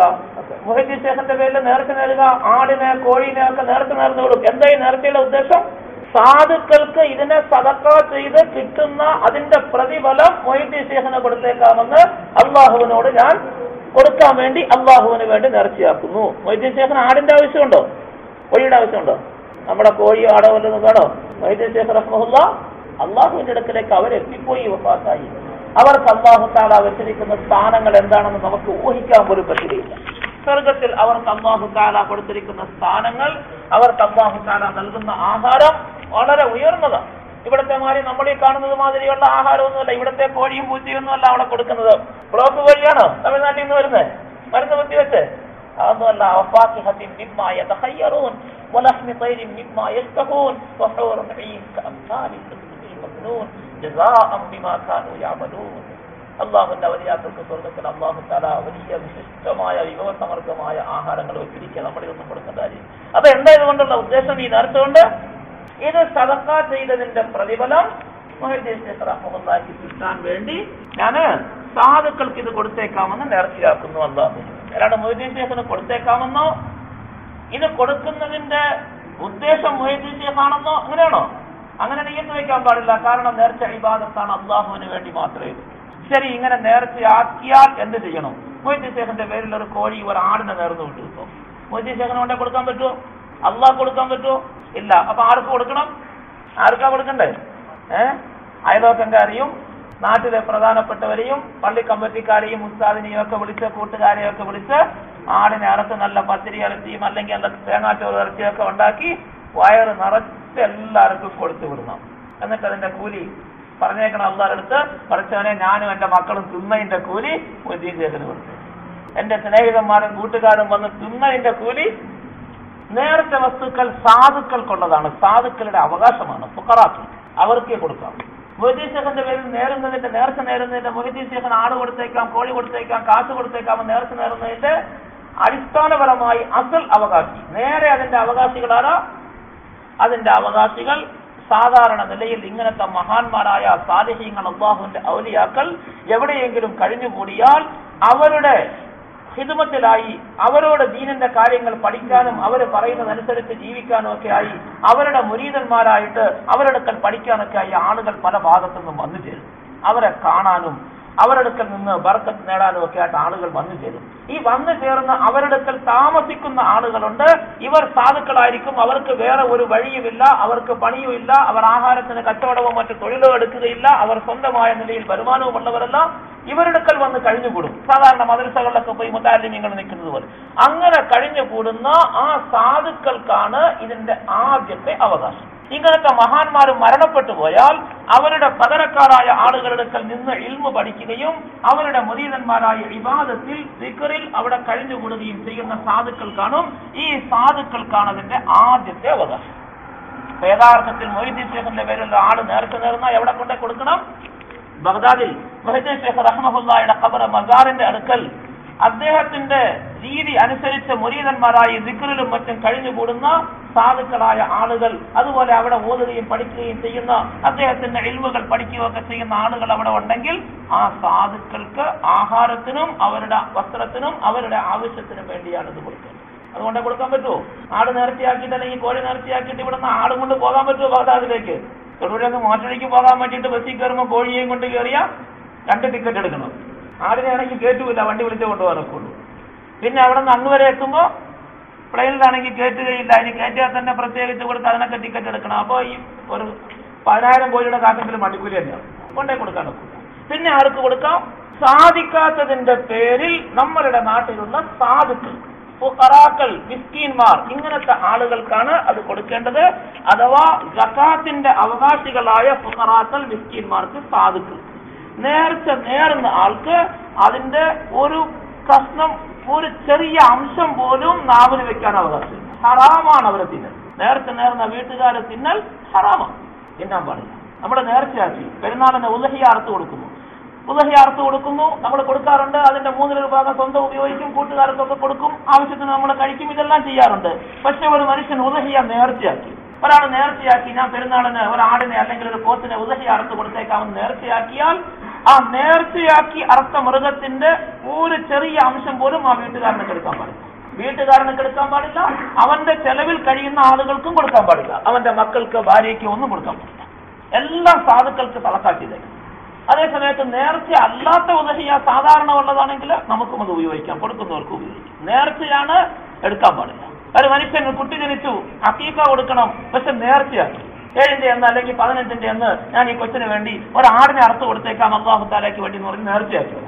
നേർച്ചയാക്കി അക്കീക്കയാണെങ്കിൽ അത് അറുത്ത് കൊടുത്താൽ അല്പം പോലും എടുക്കാൻ പാടില്ല, മുഴുവൻ സാധുക്കൾക്ക് കണക്കാക്കി, വീട്ടുകാരൻ എടുക്കാൻ പാടില്ല. ഇല്ലാത്ത അക്കീക്കയാണ് സ്വന്തം കഴിക്കാം, ബന്ധുക്കളെ എല്ലാം വിളിച്ചുകൂട്ടി അവർക്ക് കൊടുക്കാം, നേർച്ചയായിട്ട് അവർക്ക് കൊടുക്കാം. അപ്പൊ നേർച്ച മുതൽ സാധുക്കൾക്ക് മാത്രം അവകാശപ്പെട്ടതാണ്. നേർച്ച നേർന്ന ആൾക്ക് അതിൽ ഒരവകാശമില്ല, അല്പം എടുക്കാൻ പാടില്ല. ഇപ്പോ നേർച്ച നേർന്ന സാധനം വീട്ടുകാർക്ക് കിട്ടിയില്ലെങ്കിൽ ബുദ്ധിമുട്ടാ, കാരണം നേർച്ച പങ്ക് കിട്ടിയില്ല എന്നാ പറയുന്നത്. നേർച്ച പങ്ക് എന്തൊരു ബഹുമാനം, എന്തൊരു ആദരവാ. ഹറാമ് തിന്നാൻ എന്ത് ബഹുമാനമാ, ഹറാമിന് ആദരവ്, ഹറാമിന് ബഹുമാനം. എനിക്ക് കിട്ടിയില്ല ഹറാമായ മുതൽ, അതുകൊണ്ട് വലിയ വിഷമം. വീട്ടില് നേർച്ച നടത്തി, ബന്ധുക്കളൊക്കെ വിളിച്ചു, അല്ലെങ്കിൽ വന്നില്ല ഒരാൾക്ക് വരാൻ ബുദ്ധിമുട്ടായിരുന്നു, കൊടുത്തയക്കാൻ പറ്റിയില്ല എങ്കിൽ പിറ്റേന്ന് വഴക്കാം. അവൻ വലിയ നേർച്ച നടത്തിയിട്ട് എനിക്ക് നേർച്ച പങ്ക് ഇച്ചിരി തന്നില്ല എന്ന് പറഞ്ഞാൽ അവനൊക്കെ തിന്നില്ല ഹറാമ്, എനിക്കും എന്താ തരാതിരുന്നതെന്ന്. അവന്റെ വീട്ടിൽ പന്നിയിറച്ചി തിന്നില്ല, എനിക്കും അതിന് തന്നില്ലല്ലോ. ഹറാമെന്ന് പറഞ്ഞാലല്ലേ, അത് പന്നിയിറച്ചി പോലെ തന്നെ ഹറാമാണിത്. ഹറാമല്ല ഒന്നുമല്ല. അപ്പൊ നീ എല്ലാം തിന്നില്ലടാ പന്നിയിറച്ചി, എനിക്ക് വന്നില്ലല്ലോ എന്ന് പറയുമാതിരിയ. നേർച്ച മുതൽ മുഴുവൻ സാധുക്കൾക്കുള്ളതാണ്, കഴിക്കാൻ പാടില്ല. നമ്മുടെയൊക്കെ വീട്ടിലെന്താ പതിവ്? ആടിനെയും കോഴിനെയൊക്കെ നേർന്നു കിട്ടാം, നല്ല പതിവ്. വീട്ടിൽ ആഹാരം ഉണ്ടാക്കി എല്ലാവരും കഴിക്കും. മക്കൾക്കൊക്കെ, കഴിക്കാത്ത മക്കൾക്ക് കൊച്ചു പിള്ളേരാണെങ്കിൽ എങ്ങനെയെങ്കിലും കൊടുക്കും, ഇത്തിരിയെങ്കിലും. നേർച്ചപ്പങ്കായിരുന്നു, വൈദ്യശേഷന്റെ പേരിലുള്ള നേർച്ചപ്പങ്കാണെന്ന് പറഞ്ഞ് എങ്ങനെയെങ്കിലും കൊടുക്കും. തിന്നാൻ പാടില്ലാത്തവർക്കും പറ്റില്ലാത്തവർക്കും കൊടുക്കും. വയസ്സന്മാർ സുഖമില്ലാതെ കിടക്കുകയാണെങ്കിൽ എങ്ങനെയെങ്കിലും ചവച്ചെങ്കിലും അവരുടെ വായിലിട്ട് കൊടുക്കും. കാരണം മരിക്കുന്നതിന് മുമ്പ് ഈ ഹറാമ് തിന്നിട്ട് പോകും. ഹറാമാണിത്, തിന്നാൻ പാടില്ല. സാധുക്കളുടെ അവകാശമാണ്, നമുക്ക് അവകാശമില്ല. വീട്ടുകാരൻ തിന്നാൻ പാടില്ല, പണക്കാർക്ക് കൊടുക്കാൻ പാടില്ല. അയൽവക്കത്തുള്ളത് പണക്കാരനാണ്. പണക്കാരൻ എന്ന് പറഞ്ഞാൽ സക്കാത്ത് കൊടുക്കാനുള്ള മുതല്. വലിയ കോടീശ്വരനൊന്നും ആകണമെന്നില്ല. 10-20,000 രൂപ ഒരാളെടുക്കൽ മിച്ചമുള്ള ആളാണെങ്കിൽ അത് സക്കാത്ത് കൊടുക്കേണ്ട ആളാണ്. ഇങ്ങനത്തെ പണക്കാരനൊക്കെ അത് കഴിക്കാൻ പാടില്ല, കൊടുക്കാനും പാടില്ല, ഹറാമാണ്. അപ്പൊ ആർക്കാ കൊടുക്കുന്നത്? അയൽവക്കത്തുള്ള നല്ല പണക്കാരെ നോക്കി വിളിക്കുക. ഏതെങ്കിലും ഒരു പാവപ്പെട്ട സാധു അയൽവക്കത്തുണ്ടെങ്കിൽ അവനെ വിളിക്കൂല, പിന്നെ വല്ലത് എല്ലാവർക്കും കൊടുത്തു കഴിഞ്ഞ് മിച്ചം വന്നാൽ അവനൊക്കെ കൊടുക്കും. സാധുക്കളുടെ അവകാശം തിന്ന് ഹറാമ് തിന്ന് നമ്മൾ അല്ലാഹു അക്ബർ. സാധുക്കളെന്നാലും നാളെ മാഷരെ പിടിച്ചു നിർത്തിയ എന്റെ മുതലാ പഠിച്ചവനെ ഇവൻ തിന്നേക്കണമെന്ന് പറഞ്ഞ് കേസ് കൊടുത്ത് പിടിച്ചു നിർത്തിയ സമാധാനം പറഞ്ഞിട്ടേ പോകാനൊക്കെ ഉള്ളൂ. തിന്ന വീട്ടിലുള്ള മുഴുവൻ ആളുകളും പണക്കാര്, അതുപോലെ ദാരിദ്ര്യമുള്ള ഫക്കീറോ മിസ്കീനോ അല്ലാത്ത പള്ളിയിലെ ഇമാമാണെങ്കിലും മോദീനാണെങ്കിലും തിന്നാൻ പാടില്ല, ഹറാമ. പള്ളിയിലെ ഇമാമാണ്, മുസ്ലിയാരാണ്, മോദീനാണ്, റാത്തി ഓതാൻ വന്നതാ, മൗലൂദ് ഓതാൻ വന്നതാണ്, അതൊക്കെ ശരി തന്നെ. പക്ഷെ അവർ സാധുക്കളാണെങ്കിൽ മാത്രമേ ആ മുതൽ കഴിക്കാവുള്ളൂ. സാധുക്കളല്ല, അവർ ദരിദ്രരല്ല, ഫക്കീറോ മിസ്കീനോ അല്ല എങ്കിൽ പള്ളിയിലെ ഇമാമും തിന്നാൻ പാടില്ല, മോദീനും തിന്നാൻ പാടില്ല. അവർക്ക് ജീവിക്കാനുള്ള വകയുള്ളവരാണ്. അവരെന്തെങ്കിലും സക്കാത്തിന്റെ മുതലുള്ളവരാണെങ്കിൽ അവർക്കും തിന്നാൻ പാടില്ല. പള്ളി കമ്മിറ്റിക്കാരും തിന്നാൻ പാടില്ല. കമ്മിറ്റിക്കാർക്ക് തിന്നാം, അവർ സാധുവാണ്, ദരിദ്രനാണ്. അഥവാ ആരുടെയെങ്കിലും സക്കാത്ത് ഇവർ മേടിക്കുന്നവരാണ്. അല്ലാത്ത ആർക്കും പള്ളിയുടെ പണിക്കാരെന്നോ പള്ളിയുടെ ഖാദിമെന്നോ ഓതാമെന്നോ മുസ്ലിയാരെന്നോ അല്ലെങ്കിൽ ഓതി ഇമാമെന്നോ ദുആരെന്നോ ആളെന്നോ ഒന്നും പറഞ്ഞ് ഈ ആഹാരം കഴിക്കാൻ പാടില്ല. പണക്കാർക്ക് പാടില്ല, വീട്ടുകാർക്ക് പാടില്ല. ഇതെല്ലാം ഹറാം. മുഴുവൻ സാധുക്കളുടെ അവകാശമാണ്. എപ്രകാരം സക്കാത്തിന്റെ മുതൽ സക്കാത്ത് കൊടുക്കുന്നവരോ അവന്റെ ബന്ധുക്കളോ അവന്റെ ചെലവിൽ കഴിയുന്നവരോ തിന്നാൻ പാടില്ലയോ, തിന്നാൽ സക്കാത്ത് ആവുകയില്ലയോ, അത് ഹറാമായി പോകുമോ, ഇതേ നിലയിൽ ഈ നേർച്ച മുതലുകൾ സാധുക്കളുടെ അവകാശമാണ്. മുഴുവൻ അവർക്ക് കൊടുക്കേണ്ടതാണ്, ആർക്കും കഴിക്കാൻ അവകാശം.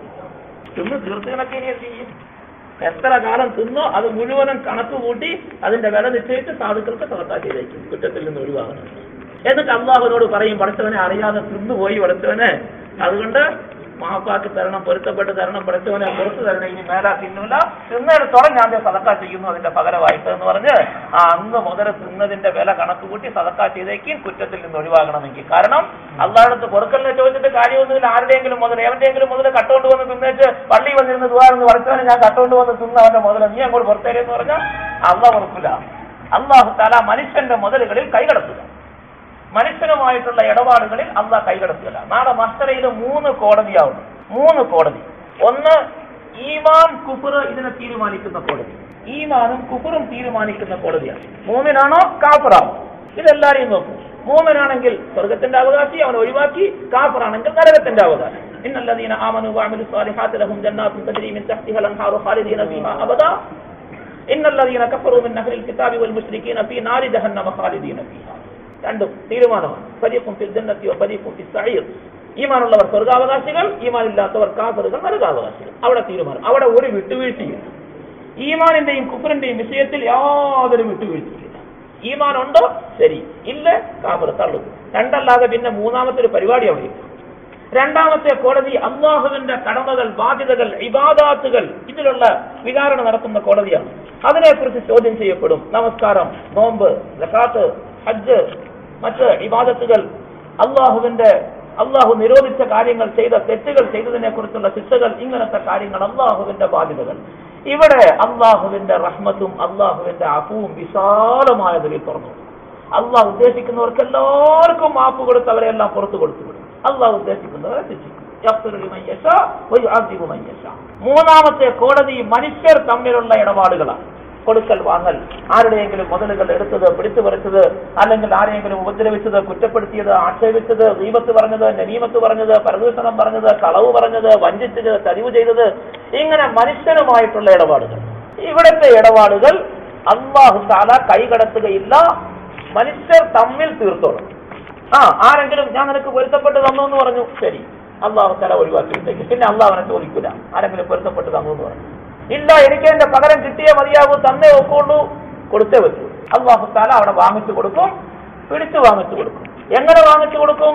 നബി സല്ലല്ലാഹു അലൈഹി വസല്ലമ തങ്ങൾ പറഞ്ഞു, നാളെ ഖിയാമത്ത് നാളിൽ ഒരാൾ വരും, ഭയങ്കര തടിയനായിരിക്കും. നബി സല്ലല്ലാഹു അലൈഹി വസല്ലമ തങ്ങൾ പറയാണ്, ഭയങ്കര തടിയനായിരിക്കും, ഒരുപാട് ചുമടുമായിട്ട് വരും. തങ്ങൾ തന്നെ പറഞ്ഞു, ഒരുപാട് എടുത്താ പൊങ്ങാത്ത ഭയങ്കര ചുമടുമായിട്ട്, വലിയ നാഷണൽ പെർമിറ്റ് വണ്ടിയിൽ കൊണ്ടുവരണത് മാതിരി ഇങ്ങനെ ഭയങ്കര ചുമടുമായിട്ട് വരും. ഒരുപാട് നിസ്കാരം, പള്ളിയിൽ നിന്ന് ഇറങ്ങിയിട്ടേ ഇല്ല, നിസ്കാരം തന്നെ നിസ്കാരമായി. അതുപോലെ നോമ്പ്, ഇഷ്ടം പോലെ റമദാന്റെ ഫർദായ നോമ്പ് പോരാഞ്ഞിട്ട് സുന്നത്ത് നോമ്പുകളെല്ലാം എന്നും നോമ്പാ ചോദിച്ചാ അങ്ങനത്തെ നോമ്പ്. പിന്നെ ദാനകർമ്മങ്ങൾ ഇഷ്ടം പോലെ ചെയ്തിട്ടുണ്ട്.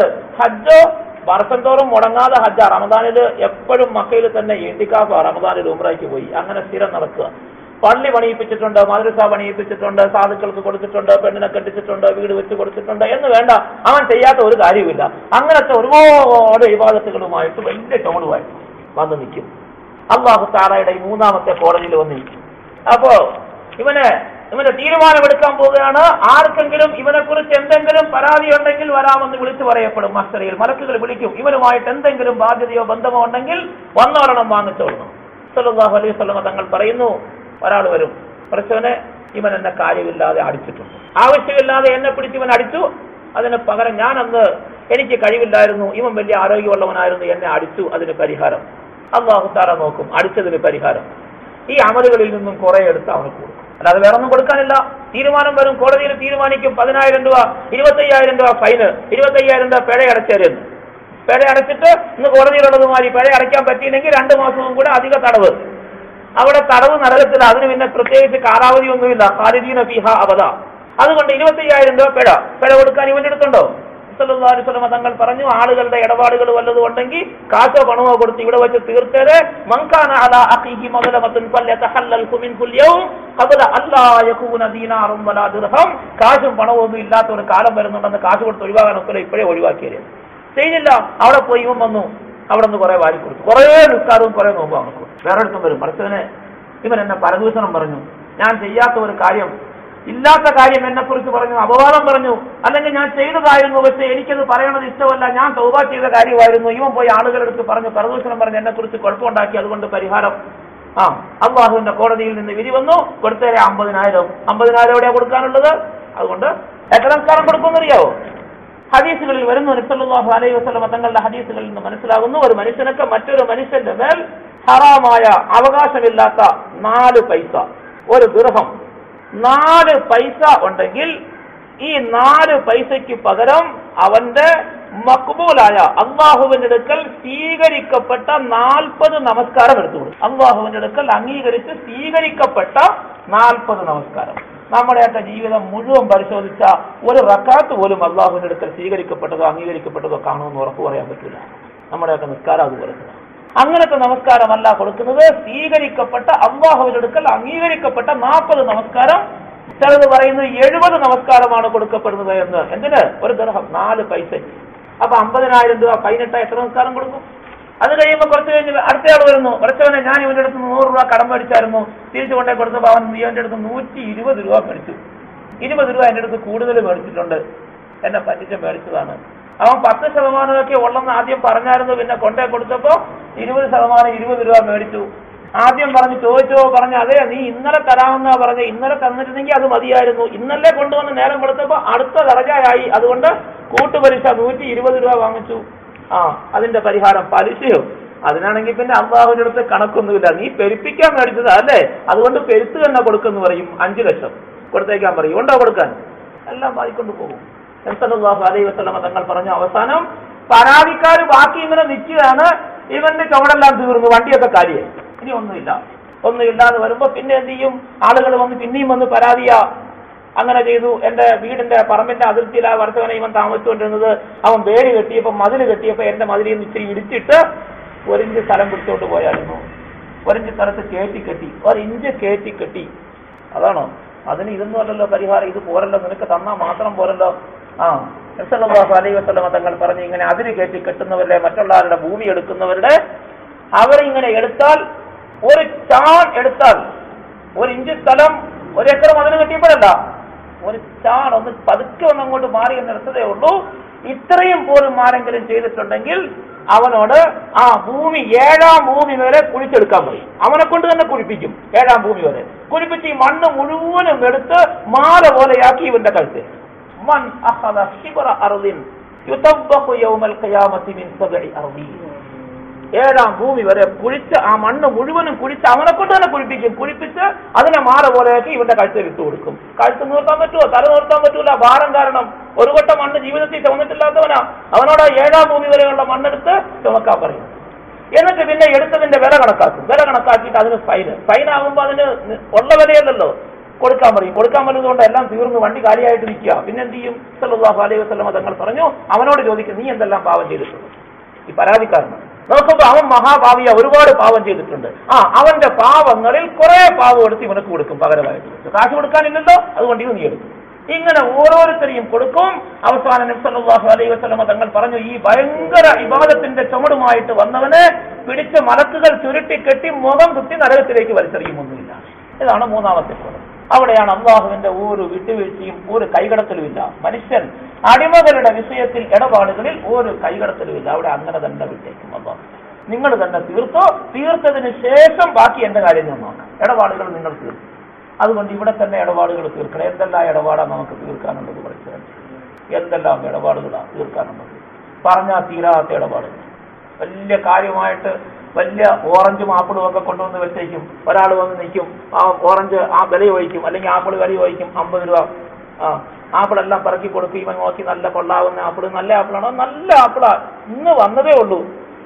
അവിടെ 7 ദിവസമായി വന്നിട്ട് അകത്തിരുന്ന് ചീഞ്ഞിരിക്കുക. പുറം മാത്രം നിറവുണ്ട്, അതെല്ലാം ചീഞ്ഞിരിക്കുക. ഇത് അവനക്കറിയാം. അവിടെ ഇവിടെയും ചളങ്ങിയിട്ടുണ്ട്. ചളങ്ങിയത് മുഴുവൻ ചീഞ്ഞതാണ്. ഇവൻ കാണുന്നില്ല, എന്നാലും നല്ലതാന്ന് പറഞ്ഞു. ഇവൻ 4-5 ആപ്പിൾ പറക്കി കൊടുത്ത് തൂക്കാൻ വേണ്ടി. ഇവൻ പറക്കി കൊടുത്ത ആപ്പിൾ വെച്ചാൽ എന്തായാലും കിലോ വെക്കൂല. പിന്നെ അവസാനം അത് മാറ്റി ഇത് മാറ്റി അകത്തുനിന്ന് വേറെ ഒരെണ്ണം കൂടെ എടുത്തു വെച്ചു. അകത്തുനിന്ന് എടുത്തു വെച്ച ഏതാ? വെളിയിൽ വെക്കാൻ കൊണ്ടുവരാത്ത ചീഞ്ഞതിനെ മാറ്റി വെച്ചിരിക്കുകയായിരുന്നു. പകുതി ചീഞ്ഞതിനെ അതും കൂടി ഇതിനകത്ത് വെച്ചു. തൂക്കം ശരിയായി. ഇച്ചിരി മുൻതൂക്ക് കൊണ്ട് പൊതിഞ്ഞു കൊടുത്തു വിട്ടു. അവൻ വീട്ടിൽ കൊണ്ടുപോയി ആപ്പിൾ കണ്ടിച്ച് നോക്കുമ്പോ 4 ആപ്പിൾ ഉണ്ടായിരുന്നു. 2 എണ്ണം കണ്ടിച്ചപ്പോഴും ഉള്ളു ചീഞ്ഞതായിരുന്നു. പള്ളയെ കളയേണ്ടി വന്നു. ബാക്കി 2 എണ്ണം കിട്ടി. ഇവൻ അറിഞ്ഞോണ്ടാകും. ഓറഞ്ച് 1 കിലോ വാങ്ങിച്ചുകൊണ്ട് പോയി. ഓറഞ്ച്, ചീഞ്ഞ ഓറഞ്ച് ഉണ്ടായിരുന്നു, പൊടിയിട്ടല്ലേ ഇപ്പൊ പഴിപ്പിക്കുന്നതെല്ലാം. മാമ്പഴവും ഓറഞ്ചും എല്ലാം പൊടിയിട്ട് പഴിപ്പിക്കുക. പഴിപ്പിച്ചത്, മൂക്കാത്തത്, വിളയാത്തതിനെ പഴിപ്പിച്ച് വെക്കും. എന്നിട്ട് അതിനെ എടുത്ത് ഇവൻ പിറക്കി കൊടുക്കുന്നതല്ല, കാണാൻ കൊള്ളാവുന്ന നല്ലത് വെടിയിൽ വെക്കും. ഇവനിതെല്ലാം പിറക്കി കൊടുത്താൽ എല്ലാം കൊടുക്കില്ല. അവന്റെ അടുത്ത് കൊട്ടയ്ക്കകത്ത് വേറെ അകത്ത് കാണും, ത്രാസിന്റെ അടിയിൽ, അതെടുത്ത് വെക്കും. പച്ചക്കറി സാധനം കൊടുത്താൽ ചീഞ്ഞത് കൊടുക്കും, വാടിയത് കൊടുക്കും, നല്ലതിനെ മാറ്റി വെക്കും. എല്ലാം വരും നാളെ ആഖിറത്തിൽ. ഈ ചീഞ്ഞതും കൊഴുത്തതും വാടിയതും കരിഞ്ഞതും എല്ലാം നല്ലതാണെന്ന് പറഞ്ഞു കൊടുത്തത് മുഴുവനും വരും. പലചരക്കടയിൽ പോയി അരി മേടിക്കാൻ പോയി, അരി സ്റ്റോൺലെസ്,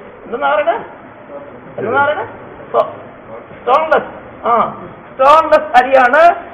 എണ്ണ മേടിക്കാൻ പോയി ഡബിൾ റിഫൈനഡ് ആണ് എന്നൊക്കെ പറഞ്ഞിട്ട് കൊടുക്കും. കല്ലേ ഇല്ലാത്ത അരിയാണ്. പുതിയ പാക്കറ്റ് ഇപ്പം വന്നതാ, പുതിയ കമ്പനിക്കാർ തുടങ്ങിയതാണെന്ന്. ആരും കല്ല് വാരിയിട്ടില്ല, കമ്പനിയിൽ നിന്ന് തന്നെ അരി പോലത്തെ കല്ല് നടത്തിയിട്ടുണ്ട്. ഇപ്പൊ എല്ലാ സാധനത്തിലും അതാത് സാധനത്തിൽ ചേർക്കാൻ പാകത്തിന് അതേ വലിപ്പത്തിലുള്ള കല്ലുകളുടെ ഫാക്ടറികൾ തന്നെ നടക്കുക. അരിയിൽ ചേർക്കാൻ അരിയുടെ വലിപ്പത്തിലുള്ള കല്ല്, പയറിൽ ചേർക്കാൻ പയറിന്റെ വലിപ്പത്തിൽ കല്ല്, കടലയിൽ ചേർക്കാൻ കടലയുടെ വലിപ്പത്തിലുള്ള കല്ല്, ഇത് ഉണ്ടാക്കി ചാക്ക് നിറച്ച് കിലോ കണക്കിന് കൊടുക്കുന്ന ഫാക്ടറികൾ തന്നെ ഉണ്ടാക്കി. ഇതാണ് കൊടുക്കുന്നത്. ഇത് മനുഷ്യനക്ക് കൊടുക്കും. മുളക് പൊടി മേടിച്ചാൽ എന്തോ കായെല്ലാം കൂടെ കൂടി പൊടിച്ചു ചേർക്കും. കുരുമുളക് മേടിച്ചാൽ കുരുമുളകിൻ്റെ അകത്ത് ഏതോ കായെല്ലാം കൂടെ, കാട്ടിലുള്ള കായെല്ലാം കൂടെ കുരുമുളക് പോലെ ഇരിക്കുന്നതിന് കപ്പളങ്ങാട് കുരുവരെ ഉണക്കിയേക്കാറില്ലേ കുരുമുളകിൻ്റെ. തേയില പറയും വേണ്ട, തേയില എന്തും ചേർക്കാമല്ലോ. ചായക്കടയിലെ മട്ടും കൂടെ വാങ്ങിച്ചുകൊണ്ട് പോയി അതും കൂടെ ചേർക്കാം, ഉണക്കി അതും തേയിലയാകും. അതിനുവേണ്ടി കളറും ചേർക്കും. പിന്നെ നല്ല കടുപ്പമുള്ള ചായയാണ്, തേയിലയാണെന്ന് എന്താ കളറ് ചേർത്ത്. ആരെയും വിടൂല്ല അല്ലാഹു തആല. നാളെ ഖിയാമത്ത് നാളിൽ ഇവരെ എല്ലാവരെയും വിളിച്ച് നിർത്തും. പിന്നെ തൂക്കത്തിൽ കുറവ് കൂടുതൽ, 1 കിലോ മീൻ മേടിച്ചാ അല്ല, മീൻകാരുടെ ക്ലാസിന്റെ കാര്യമൊന്നും പറയണ്ട, മറിച്ചിട്ട് തൂക്കും. നേരെ തൂക്കിയ 12 അയല വെച്ചാൽ 1 കിലോ ആകില്ല. ത്രാസ് മറിച്ചിട്ടേക്ക് തൂക്കുമ്പോൾ 6 എണ്ണം വെച്ചാലും മുൻതൂക്കം കാണും. 1 കിലോ തികച്ചെന്ന് കൊടുത്തിട്ട് കാശും മേടിച്ചുകൊണ്ട് പോകും. ഇറച്ചി തൂക്കിയ ഇറച്ചിയെടുത്ത് എറിയുക ത്രാസിലേക്ക്. ത്രാസ് താന്നു പോകുമ്പോൾ മുൻതൂക്കത്തോടുകൂടി എടുത്തൊന്ന് കൊടുത്തേക്കും. ويل للمطففين الذين إذا اكتالوا على الناس يستوفون وإذا كالوهم أو وزنوهم يخسرون ألا يظن أولئك أنهم مبعوثون ليوم عظيم يوم يقوم الناس لرب العالمين. അല്ലാഹു തആല ചോദിക്കുന്നു, ഈ അളവിലും തൂക്കത്തിലും കുറവും വഞ്ചനയും ചതിവും ചെയ്യുന്ന ആളുകൾ, അവർക്ക് ഞാൻ വൈലെന്ന് പറഞ്ഞ് നരകത്തിൽ പ്രത്യേക ഒരു സ്ഥലം തന്നെ വെച്ചിട്ടുണ്ട്. ഇവരെല്ലാവരെയും അങ്ങോട്ട് ആട്ടി കൊണ്ടുപോകും, തെളിച്ചു കൊണ്ടുപോകും. എന്നിട്ട് അല്ലാഹു തആല ചോദിക്കുന്നു, ഇവരെ തൂക്കുമ്പോഴും അളക്കുമ്പോഴും ഇവർ ഈ വഞ്ചന ചെയ്യുമ്പോഴും ഈ ചീഞ്ഞതെടുത്ത് വെക്കുമ്പോഴും എല്ലാം ഇവരുടെ ആരുടെയും മനസ്സിൽ തോന്നാറില്ലേ നാളെ ഖിയാമത്ത് നാളുണ്ട്, അല്ലാഹുവിന്റെ മുമ്പിൽ കൊണ്ടുവന്ന് നിർത്തുന്ന ഒരു ദിവസമുണ്ട്, അന്ന് ഇതിന് ചോദ്യം ഉണ്ടാകും. ഇവരെ ആരുടെയും മനസ്സിൽ തോന്നുന്നില്ലേ? അല്ലാഹു ചോദിക്കുക നമ്മളോട്,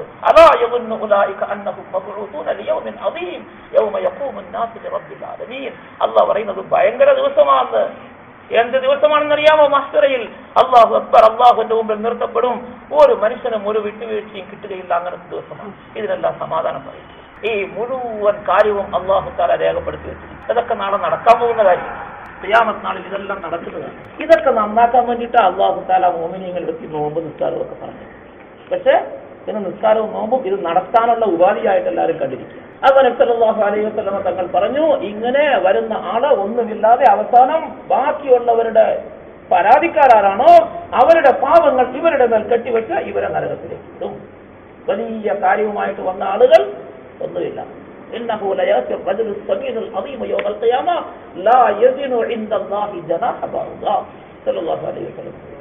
ഇതാണ് നമ്മുടെയൊക്കെ അവസ്ഥ.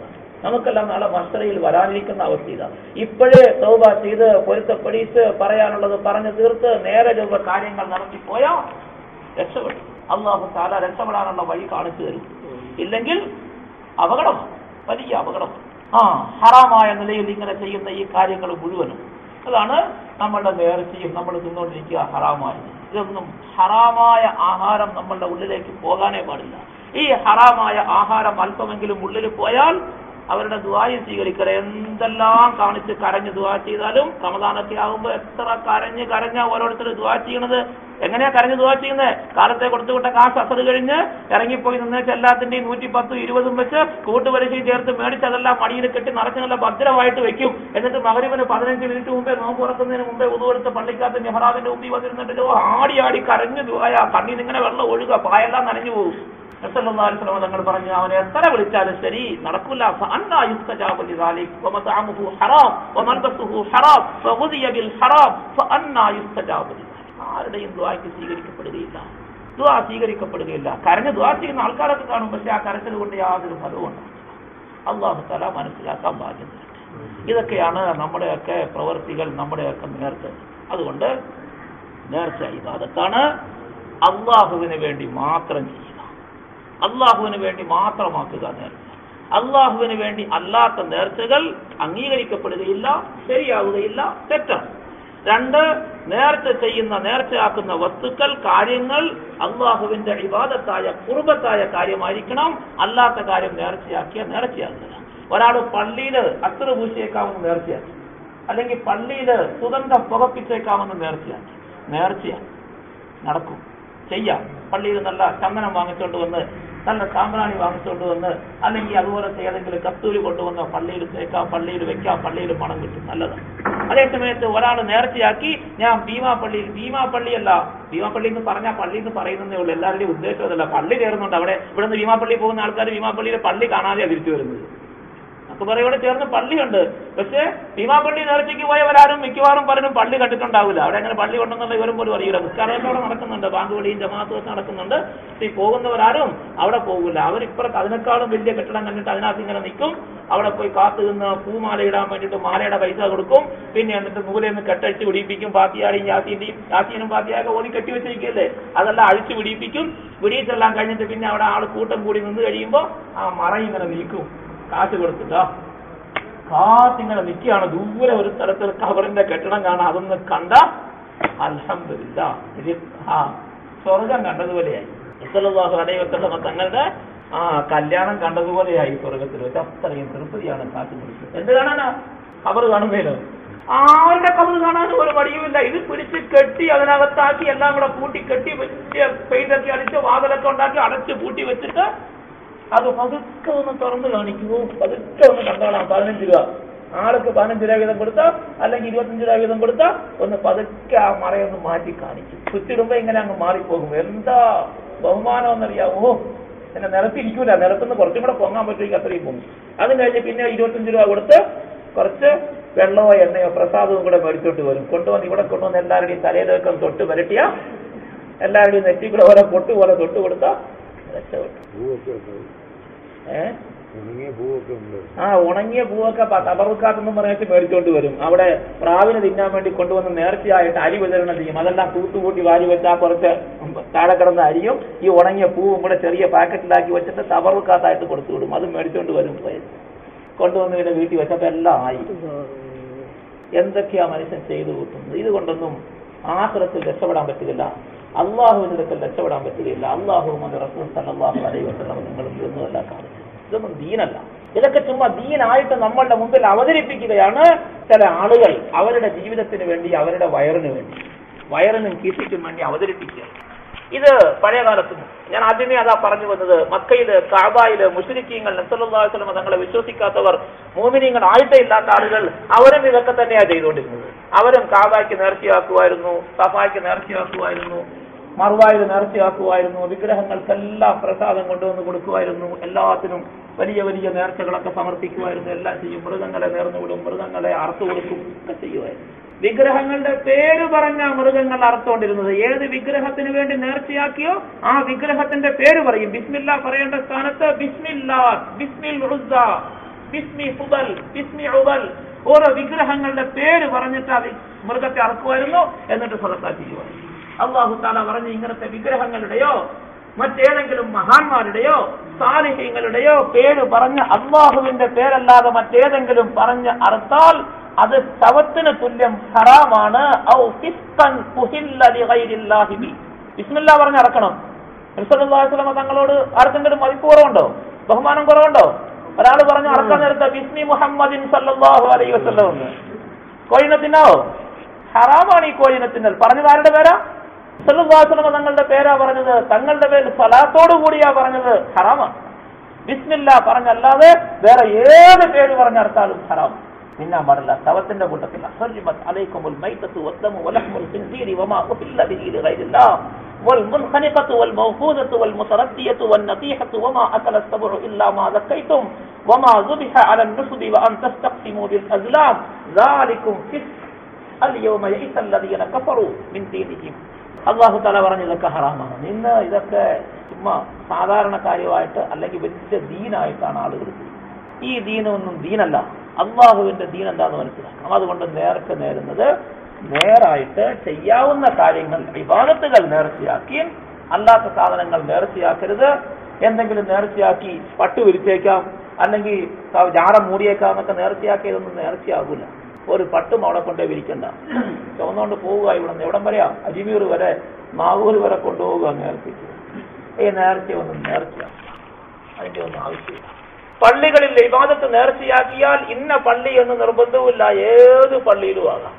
ഏത് പള്ളിയിലും, മസ്ജിദുൽ ഹറാം, മസ്ജിദുൽ നബവി, മസ്ജിദുൽ അഖ്സ, ഈ മൂന്നല്ലാത്ത വേറെ ഏത് പള്ളിക്ക് നേർച്ചയാക്കിയാലും നാട്ടിലുള്ള പള്ളിയിൽ നമസ്കരിച്ചാൽ മതി, ആ പള്ളിക്ക് കൊടുത്താൽ മതി. സാധുക്കൾക്ക് കൊടുക്കാമെന്ന് പറഞ്ഞാൽ ഏത് സാധുക്കൾക്ക് കൊടുത്താലും മതി. ഏതെങ്കിലും സാധുവിനെ ക്ലിപ്തമാക്കി പറഞ്ഞു നേർച്ചയാക്കി ഒരാള്, ഇന്ന യതീംഖാനയിലെ പിള്ളേർക്ക് ആഹാരം 10 പേർക്ക് കൊടുത്തേക്കാവെന്ന് പറഞ്ഞു, എന്നാ അവിടെ തന്നെ കൊടുക്കണം. കാരണം ആ പിള്ളേരെ പറഞ്ഞത് ക്ലിപ്തമായി പോയി, അതുകൊണ്ട് കൊടുക്കണം. പക്ഷെ യതീംഖാന എന്ന് പറഞ്ഞാൽ സൂക്ഷിച്ചു കൊടുക്കണം കേട്ടോ. ഇപ്പൊ യതീംഖാന എന്ന് പറഞ്ഞാൽ യതീമീങ്ങൾ ആരുമില്ല, ഖാന മാത്രമേ ഉള്ളൂ.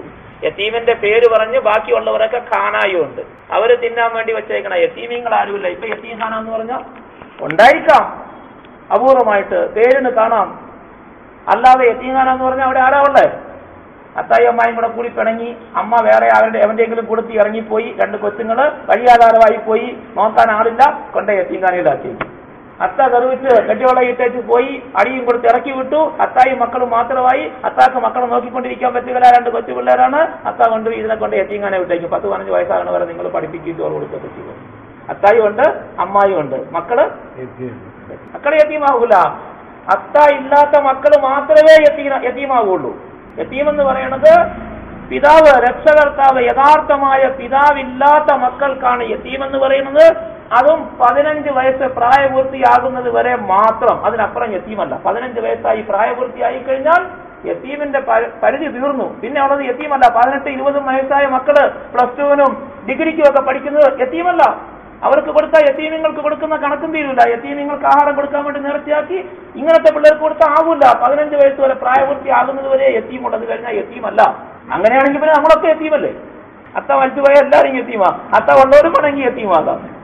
കേരളത്തിലുള്ള യതീംഖാന മുഴുവൻ എടുത്ത് പിള്ളേരെ എല്ലാവരും കൂടി കണക്കുകൂട്ടി നോക്കിയാൽ, മൊത്തത്തിൽ കണക്കുകൂട്ടി നോക്കിയാൽ തീരുമാനിക്കേണ്ടി വരും ഈ കേരളത്തിലുള്ള ഒറ്റ പിള്ളേർക്ക് അത്തയില്ല. കാരണം അത്രയും പിള്ളേർ യതീംഖാനയിലുണ്ട്. 10,000-കണക്കിന് പിള്ളേരുണ്ട് കേരളത്തിൽ തന്നെയുള്ള യതീംഖാനയിൽ. ഇവരെല്ലാവരെയും യതീമായിട്ട് കണക്കാക്കണമെങ്കിൽ ശറഈന്റെ നിയമപ്രകാരം കേരളത്തിലുള്ള ഒറ്റ പിള്ളേർക്ക് അത്തയില്ല എന്ന് പറയണം. എന്നാലേ ഉള്ള അവരെല്ലാം യതീമാവുള്ളൂ. യതീമിന് കൊടുക്കാൻ പറഞ്ഞാൽ യതീമിന് കൊടുക്കണം. പ്രായപൂർത്തി ആകുന്നത് വരെ പിതാവില്ലാത്ത മക്കൾക്ക് മാത്രമേ ഉള്ളൂ യതീമെന്ന് പറയുകയുള്ളൂ, അവർക്ക് കൊടുക്കണം. ഇവർക്കല്ലാതെ വേറെ ആർക്ക് കൊടുത്താലും ആ തിന്നുന്നത് തീയാണ് തിന്നുന്നത്. അല്ലാഹു തആല പറഞ്ഞു, അവരുടെ വയറ്റിൽ തീയാണ് നിറയ്ക്കുന്നത്. ഇന്നല്ലദീന യഅകുലൂന അംവാലൽ യതാമാ ദുൽമാ ഇന്നമാ യഅകുലൂന ഫീ ബുതൂനിഹിം നാറാ. അള്ളാഹ് നേരെ പച്ചയ്ക്ക് പറഞ്ഞു, യതീമിന്റെ മുതൽ, യതീമിന്റെ പേര് പറഞ്ഞ് യതീമിന് കൊടുക്കാൻ വേണ്ടി മേടിച്ചിട്ട് വേറെ ആരെങ്കിലും തിന്നാൽ അവന്റെ വയറ്റിൽ തീയാണ് തിന്നുന്നത്. ഈ തീ അവന്റെ വയറ്റിൽ കാണും. തീ സ്വർഗത്തിൽ പോകില്ല. വസയസ്ലൗന സഈറ, അവൻ നരകത്തിലാണ് കിടക്കുക.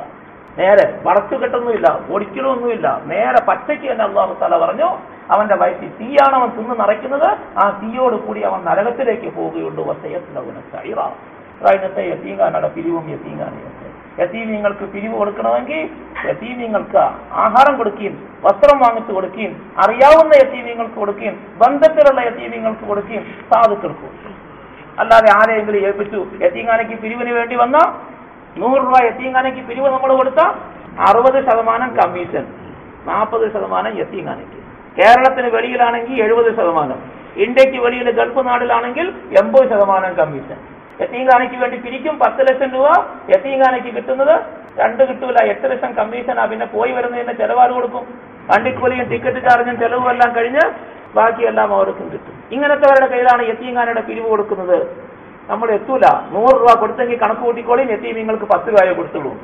100 രൂപ യതീമീങ്ങൾക്ക് കൊടുക്കാൻ വേണ്ടി നേർച്ചയാക്കി, ആ നേർച്ചയാക്കിയാൽ പിരിവുകാരെടുത്ത് 100 രൂപ കൊടുത്താൽ യതീമിന് 10 രൂപ എത്തുമായിരിക്കും കണക്ക് കൂട്ടിക്കോളി, ബാക്കി 90 വേറെ യതീമിന് കൊടുത്തോളൂ. ഈ കൊടുത്ത 10 തന്നെ കിട്ടുന്നത് യതീമിനാണോ എന്നുള്ളത് പിന്നെ അന്വേഷിക്കണം. അതോ ഇതുപോലെ അത്ത പണിങ്ങി പോയവന് അത്ത വേറെ പെണ്ണും കെട്ടി താമസിക്കുന്നവന്റെ മക്കൾക്കാണോ? ഇന്നല്ലദീന യഅകുലൂന അംവാലൽ യതാമാ ദുൽമാ ഇന്നമാ യഅകുലൂന ഫീ ബുതൂനിഹിം നാറാ വസയസ്ലൗന സഈറാ. അതുപോലെ നേർച്ചയാക്കുന്ന കാര്യം ആർക്ക് കൊടുക്കണം, എവിടെ കൊടുക്കണം, ഇതെല്ലാം നല്ലപോലെ മനസ്സിലാക്കിയിട്ട് ചെയ്യും. അതുപോലെ നേർച്ച മുതലുകൾ സാധുക്കളുടെ മാത്രം അവകാശമാണ്, ആർക്കും അത് കഴിക്കാൻ അവകാശമില്ല. അതുകൊണ്ട് താത്തീവും മൗലൂദും ഒക്കെ ഓതാൻ പോയിട്ട് ചോദിക്കണം ആഹാരം ഏതാണെന്ന്. മൊയ്തീൻ ശേഖന്റെ പേരിൽ നേർച്ചയായ കോഴി അറുത്തതാ, അല്ലെങ്കിൽ ആടിനെ അറുത്തതാ, നേർന്ന് വിട്ടിരുന്നതാ, അല്ലെങ്കിൽ മക്കൾക്ക് വേണ്ടി നേർച്ച കഴിക്കാൻ വേണ്ടി താത്തീവിന് വേണ്ടി നേർന്ന് വിട്ടിരുന്നതാണെന്ന് എങ്ങാനും പറഞ്ഞാൽ താത്തീവ് ഓതിയിട്ട് പതുക്കെ പൊക്കോളിയും വെള്ളം പോലും കുടിക്കാൻ നിൽക്കേണ്ട, അവിടെ വീട്ടിൽ പോയി കഞ്ഞി കുടിക്കുന്നു. തേങ്ങാച്ചോറിന്റെ ഇറച്ചിയുടെയൊക്കെ മണം, പത്തിരി ഇറച്ചിയുടെയും പൊറോട്ട ഇറച്ചിയുടെയൊക്കെ മണമൊക്കെ മൂക്കി കൂടെ തുളച്ച് കയറും താത്തീവ് ഓതിക്കൊണ്ടിരിക്കുമ്പോ സമാധാനപ്പടിയും ക്ഷമിച്ചുകൊണ്ട് പതുക്കെ ഇറങ്ങി പൊക്കോളിയും വേണ്ടെന്ന് പറഞ്ഞ കാരണം ആ സാധനം പന്നിയിറച്ചിയാണ്. നമുക്ക് അത് ഹലാലാണ് തിന്നേണ്ടവർക്ക്, പക്ഷെ അവകാശം ഇല്ലാത്തവൻ തിന്നാൽ കള്ളു കുടിച്ചത് പോലെയാണ്, ഹറാമാണ്, തനിച്ച ഹറാമാണ്. അതുകൊണ്ട് കഴിക്കാതെ വേണ്ടാന്ന് പറഞ്ഞു. ചിലവൻ വീടുകളിൽ നേർച്ചയാക്കും, മൂരി അറുത്ത് കൊടുക്കാൻ, പോത്തിനെ അറുത്ത് കൊടുക്കാൻ നേർച്ചയാക്കും. നേർച്ചയാക്കിയിട്ട് അത് അറക്കുന്നത് അയൽവക്കത്തുള്ള വീട്ടിലെ സമ്പന്നരുടെ വീട്ടിലെല്ലാം കൊണ്ടുവന്ന് കൊടുക്കും. അവന്റെ വീട്ടിൽ നിന്ന് കൊണ്ടുവന്നിട്ട് ഞാൻ എങ്ങനെ മേടിക്കാതിരിക്കും, വിഷമിക്കേണ്ട, കാര്യം പറഞ്ഞ് മനസ്സിലാക്കി കൊടുക്കുകയും ഇത് നേർച്ചയാണ്, നേർച്ച സാധുക്കളുടെ അവകാശമാണ്, നിങ്ങൾക്ക് ബലം കിട്ടാൻ വേണ്ടി, നിങ്ങൾക്ക് അതിന്റെ പ്രതിഫലം ആഹ്ലത്തിനും കിട്ടാനും നിങ്ങൾ ഉദ്ദേശിച്ച ആൾക്ക് കിട്ടാൻ വേണ്ടിയാണ് നിങ്ങളിത് കൊടുക്കുന്നത്. അത് എനിക്ക് എന്നാൽ കിട്ടൂല, വേറെ ആർക്കെങ്കിലും കൊണ്ട കൊടുത്തോളി, വേറെ ഒരു വിഷമം ഉള്ളത് കൊണ്ടല്ല, നിങ്ങൾ സന്തോഷമായിട്ട് നാളെ ഒരു കിലോ ഇറച്ചി മേടിച്ചു തരും, ഞാൻ കഴിച്ചോളാം. സന്തോഷമായിട്ട് പറഞ്ഞ് മനസ്സിലാക്കി തിരിച്ചു കൊടുത്തു. ആളുകൾക്ക് ദീനിന്റെ കാര്യങ്ങൾ പറഞ്ഞ് മനസ്സിലാക്കി ബോധമുള്ളവരാക്കി, എന്നിട്ട് ദീനിന്റെ നിയമങ്ങൾ നടക്കട്ടെ. ഇറച്ചിയാന്ന് പറഞ്ഞിട്ട് കിട്ടിയതേ വാങ്ങിച്ചു തിന്നുക, എന്താണെന്ന് നോക്കൂല. നേർച്ച വാങ്ങിച്ച് കഴിക്കരുത്. കഴിക്കാൻ അവകാശമുള്ളവർ സാധുക്കൾ മാത്രമേ കഴിക്കൂ. അവർക്ക് കഴിക്കാം, കാരണം അവർക്ക് അള്ളാഹ് വെച്ചേക്കുന്ന അവകാശമാണ്. സക്കാത്ത് സാധുക്കൾക്ക് കഴിക്കാം, അവർക്ക് അള്ളാഹ് വെച്ചേക്കുന്ന അവകാശമാണ്. അത് കൊടുത്തേ പറ്റുള്ളൂ, കൊടുത്തില്ലെങ്കിൽ അവർക്ക് പിടിച്ചു വാങ്ങിക്കാം, ചോദിച്ചു വാങ്ങിക്കാം. അതുകൊണ്ട് അങ്ങനത്തെ ആഹാരങ്ങൾ കഴിക്കുന്നത് സൂക്ഷിക്കും. ആവശ്യമില്ലാത്ത നേർച്ചകളും ഇതൊക്കെ ഒഴിവാക്കി. പിന്നെ ചില ആൾക്കാരുണ്ട്, അവരുടെ പേരിൽ നേർച്ചയാക്കൂല, വല്ലവരുടെയും പേരിൽ നേർച്ചയാക്കും. മക്കൾക്ക് സൂക്കേട് വന്നു, ഞാൻ 10 നോമ്പ് പിടിപ്പിച്ചേക്കാവുന്ന നേർച്ചയാണ്. 10 നോമ്പ് പിടിച്ചേക്കാവുന്നല്ല, 10 നോമ്പ് പിടിപ്പിച്ചേക്കാവും. എന്നിട്ട് സൂക്കേടെല്ലാം മാറിക്കഴിയുമ്പോൾ വീട്ടിൽ വന്ന് അക്കാക്ക് 2 നോമ്പ്, അമ്മാക്ക് 2 നോമ്പ്, അക്കമ്മാക്ക് 3 നോമ്പ്, അണ്ണനക്ക് 2 നോമ്പ്, എല്ലാവർക്കും വീതിച്ചു കൊടുക്കും. നേർച്ച എന്ന് പറഞ്ഞാൽ താൻ തന്റെ മേൽ നിർബന്ധമാക്കുന്ന ഇബാദത്തിനെ നേർച്ച എന്ന് പറയുള്ളൂ. വേറെ ആരുടെയും മേൽ നിർബന്ധമാക്കാൻ എനിക്ക് അവകാശമില്ല. ഞാൻ എനിക്ക് ചെയ്യാൻ പറ്റുന്ന കാര്യം ഏതാണോ അത് നേർച്ചയാക്കിക്കൊള്ളണം. 2 നോമ്പ് ഞാൻ പിടിച്ചേക്കാൻ നേർച്ചയാക്കണം, ഞാൻ പിടിച്ചു തീർക്കണം. അല്ലാതെ വേറെ ആരെയും കൂലിക്ക് ഏൽപ്പിക്കാൻ ശരിയാവില്ല. വേറെ ആരുടെ മേലും അവർക്കെന്താ നേർച്ചയാ, ഞാൻ ഇന്ന ആളെ കൊണ്ട് ഞാൻ നോമ്പ് പിടിപ്പിച്ചേക്കാവുന്ന നേർച്ച. അയാൾക്കെന്താ ബന്ധം? അയാളെ ഞാൻ മരിച്ചുപോയാൽ നീ എന്ത് ചെയ്യും? അതിനായിട്ട് പറയോ, ഞാൻ നേർച്ചയാക്കിയിട്ടുണ്ടോ, കൊണ്ടുപോകണ്ടേ, ഇപ്പൊ 2 നോമ്പ് പിടിച്ചിട്ട് കൊണ്ടുപോയാൽ മതി, ഇവിടെ ഇട്ടേക്ക് പോകുന്നു പറയോ? നടക്കില്ല. അവരവർ സ്വന്തം നേർച്ചയാക്കി അവരവർ സ്വന്തം ചെയ്യണം. നേർച്ച എന്ന് പറഞ്ഞാൽ തന്റെ മേൽ നിർബന്ധമില്ലാത്ത ഒരു ഇബാദത്ത് താൻ സ്വന്തം ചെയ്യാമെന്ന് തന്റെ മേൽ ഒരാൾ നിർബന്ധമായി കരുതുന്നതിനാണ് നേർച്ച എന്ന് പറയുന്നത്. വേറെ ആരുടെ മേലും കരുതുന്നതിന് നേർച്ചയാവില്ല, അങ്ങനെ അവകാശമില്ല. അതുകൊണ്ട് നേർച്ച നേർന്നാൽ അവരവർ പൂർത്തിയാക്കണം, വേറെ ആരും പൂർത്തിയാക്കിയാൽ പോരാ. ഞാൻ ഇവിടെ ഇരുന്നുകൊണ്ട് നേർച്ച നേരുക, എന്റെ അയൽവക്കത്തെ വീട്ടുകാരൻ അവിടെ തെങ്ങര് നിറച്ച് തേങ്ങ നിൽക്കണം, ഞാൻ വന്നപ്പോ കണ്ടായിരുന്നു, ഞാൻ ഇവിടെ ഇരുന്നുകൊണ്ട് നേർച്ചയാക്കിയ 1 വരെ തേങ്ങ ഞാൻ പള്ളിക്ക് കൊടുത്തേക്കാവുന്നു, നേർച്ചയാകുമോ? ഞാൻ പോയി അവിടെ പോയി ആളെയും വിളിച്ചുകൊണ്ട് വന്നിട്ട് തെങ്ങ കയറി തേങ്ങ വെട്ടുക, എന്താവും? തെങ്ങ കയറിയവനും അകത്താവും, ഞാനും അകത്താവും. അത് നേർച്ചയാകൂല. വല്ലവരുടെയും മുതലിൽ കൈകടത്തി നേർച്ചയാക്കാനും നിയ്യത്ത് വെക്കാനും വേറെ ആർക്കും അവകാശമില്ല. അവരവരുടെ മുതലിൽ അവരവരുടെ മേൽ നിർബന്ധമാക്കിക്കൊള്ളണം, ആ നേർച്ചയെ നടത്തില്ല. അതുകൊണ്ട് സ്വന്തം അവരവരുടെ മേൽ നേർച്ച, വേറെ ആരുടെയും പേരിൽ നേർച്ചയാക്കാനോ അത് ചെയ്യിപ്പിക്കാനോ അവകാശമില്ല, അവരവർ ചെയ്യണം. ഇതൊക്കെ നാട്ടിൽ നടന്ന് നമ്മൾ ചെയ്ത് ചെയ്ത് ചെയ്ത് ശീലിച്ചു പോയി, ഇങ്ങനെ നടപ്പിലായി പോയി. ആരും ഇതിനെക്കുറിച്ച് ചോദിക്കാനോ പറയാനോ ഇല്ല. ആരുടെയും കുഴപ്പമല്ല, നമ്മുടെ കുഴപ്പമാണ്. നമ്മൾ ആരോടും ചോദിച്ചിട്ടില്ല ഇങ്ങനെ ചെയ്താൽ ശരിയാവുമെന്ന്. ചോദിച്ചിട്ടുണ്ടോ ആരെങ്കിലും? ചോദിക്കാതെ പിന്നെ വേറെ ആരും പറഞ്ഞു തന്നില്ല എന്ന് പറഞ്ഞ ആരെ കുറ്റം പറയാനാ? നമ്മൾ ചോദിക്കേണ്ടതായിരുന്നു. ദീനിന്റെ ഓരോ കാര്യവും ചെയ്യാൻ ചോദിക്കേണ്ടതായിരുന്നു. ഒരു ബസ് സ്റ്റാൻഡിൽ പോയി ഒരു കൂപ്പൺ എടുക്കണം. എത്ര പേരോട് ചോദിക്കും, ഏത് കൗണ്ടറിലാണ് കൊടുക്കുന്നത്? ഇന്ന ബസ്സിന്റെ, തിരുവനന്തപുരത്തേക്കുള്ള ബസ്സിന്റെ, എറണാകുളത്തേക്കുള്ള ബസ്സിന്റെ കൂപ്പൺ കൊടുക്കുന്ന ഏത് കൗണ്ടറിലാ, അവിടെ കിട്ടുമോ? ഏത് സമയത്ത് പോണ ബസ്സിനാ? അവിടെ ചോദിക്കും. എൻക്വയറി ഓഫീസിൽ പോയി ചോദിക്കും. എൻക്വയറി ഓഫീസിൽ ചോദിച്ചപ്പോൾ അയാൾ പറഞ്ഞത് വ്യക്തമായില്ല. കണ്ടക്ടർ എവിടെയെങ്കിലും നിൽക്കണം, അവനോട് ചോദിക്കും. എറണാകുളത്തിന് പോണ ബസ്സിന് കൂപ്പൺ എവിടെയാണ് കൊടുക്കണമെന്ന്. ഒരാൾ ഡ്രൈവറായിട്ട് വണ്ടി കയറാൻ നിൽക്കുന്നു, അവനോട് പോയി ചോദിക്കും. എല്ലായിടത്തും ചോദിക്കാൻ അറിയാം. ദീനിന്റെ നിയമം മാത്രം കുനിഞ്ഞാൽ കൂടെ കുനിഞ്ഞാൽ ആരോ എന്തോ ചെയ്യണമെന്ന് അവന്റെ കൂടെ ചെയ്യാൻ പറ്റും. അത് മാത്രം ചോദിക്കണം, അത് മാത്രം അന്വേഷിക്കണം. അതിന് കൊടുത്തി അള്ളാഹ് ഏറ്റവും എന്ത് ചെയ്താലും അള്ളാഹു തആല പറഞ്ഞു, നിങ്ങൾക്ക് അറിവില്ല എങ്കിൽ അറിവുള്ളവരോട് നിങ്ങൾ ആ കാര്യത്തെ കുറിച്ച് ചോദിച്ച് ചെയ്യ്. നിങ്ങൾക്ക് എന്തെങ്കിലും കാര്യങ്ങൾ സംശയം വരികയോ തമ്മിൽ തർക്കം വരികയോ പിണക്കം വരികയോ ചെയ്താൽ അള്ളാഹുവിന്റെയും റസൂലിന്റെയും തീരുമാനം എന്താണെന്ന് നിങ്ങൾ അറിഞ്ഞ് അങ്ങോട്ട് മടക്കി അതിനെക്കുറിച്ച് അന്വേഷിച്ചിട്ട് നിങ്ങൾ അള്ളാഹുവിനെയും അവന്റെ റസൂലിനെയും നിയമങ്ങൾ നിങ്ങൾ അനുസരിക്ക്. അത് നിങ്ങൾക്ക് പറഞ്ഞു തരാൻ അറിവുള്ള കാര്യസ്ഥന്മാരായ യഥാർത്ഥമായ ഉലമാക്കളോട് നിങ്ങൾ ചോദിച്ചു നോക്കി അവർ പറയുന്നത് നിങ്ങൾ അനുസരിക്ക്. തങ്ങൾ പറഞ്ഞു വിവരമില്ലാത്തവന്റെ വിവരക്കേടിന്റെ ചികിത്സ ചോദിച്ചു പഠിക്കലാണ്. അവൻ ചോദിച്ചു പഠിക്കട്ടെ. നമുക്ക് അതിനൊന്നും നേടരുത്. എന്തെങ്കിലും ചെയ്യും, എന്നിട്ട് ചെയ്യണമെന്നൊക്കെ അല്ല ഏറ്റവും കുറെ കഴിയുമ്പോൾ ഇതങ്ങ് നടപ്പിലായി കഴിഞ്ഞ് വേറെ ആരെങ്കിലും അങ്ങനെ അല്ല എന്ന് പറഞ്ഞാൽ അവനെ കൊല്ലം. അവൻ പുതിയതും കൊണ്ടുവന്നേക്കുന്നു, പുതിയതാണ് പറയുന്നത്, പഴയതൊന്നുമില്ല. ആ ആയത്ത് അവർക്ക് വേണ്ടി വന്നതല്ല, ഈ ആയത്ത് ഇവരെ കുറിച്ച് പറഞ്ഞതല്ല, ആയത്ത് വേറെയാണ്, അങ്ങനെയല്ല പറയേണ്ടത്, ആ ഹദീസിന് മാറ്റിക്കളഞ്ഞു എന്ന് പറഞ്ഞിട്ട് അവരെ തന്നെ കറങ്ങും. ആര് തലക്കറിയാലും ആര് കുഴപ്പമുണ്ടാക്കിയാലും ആര് ഫിത്ന ഉണ്ടാക്കിയാലും ഒരു കുഴപ്പമില്ല, ദീൻ നിലനിൽക്കും.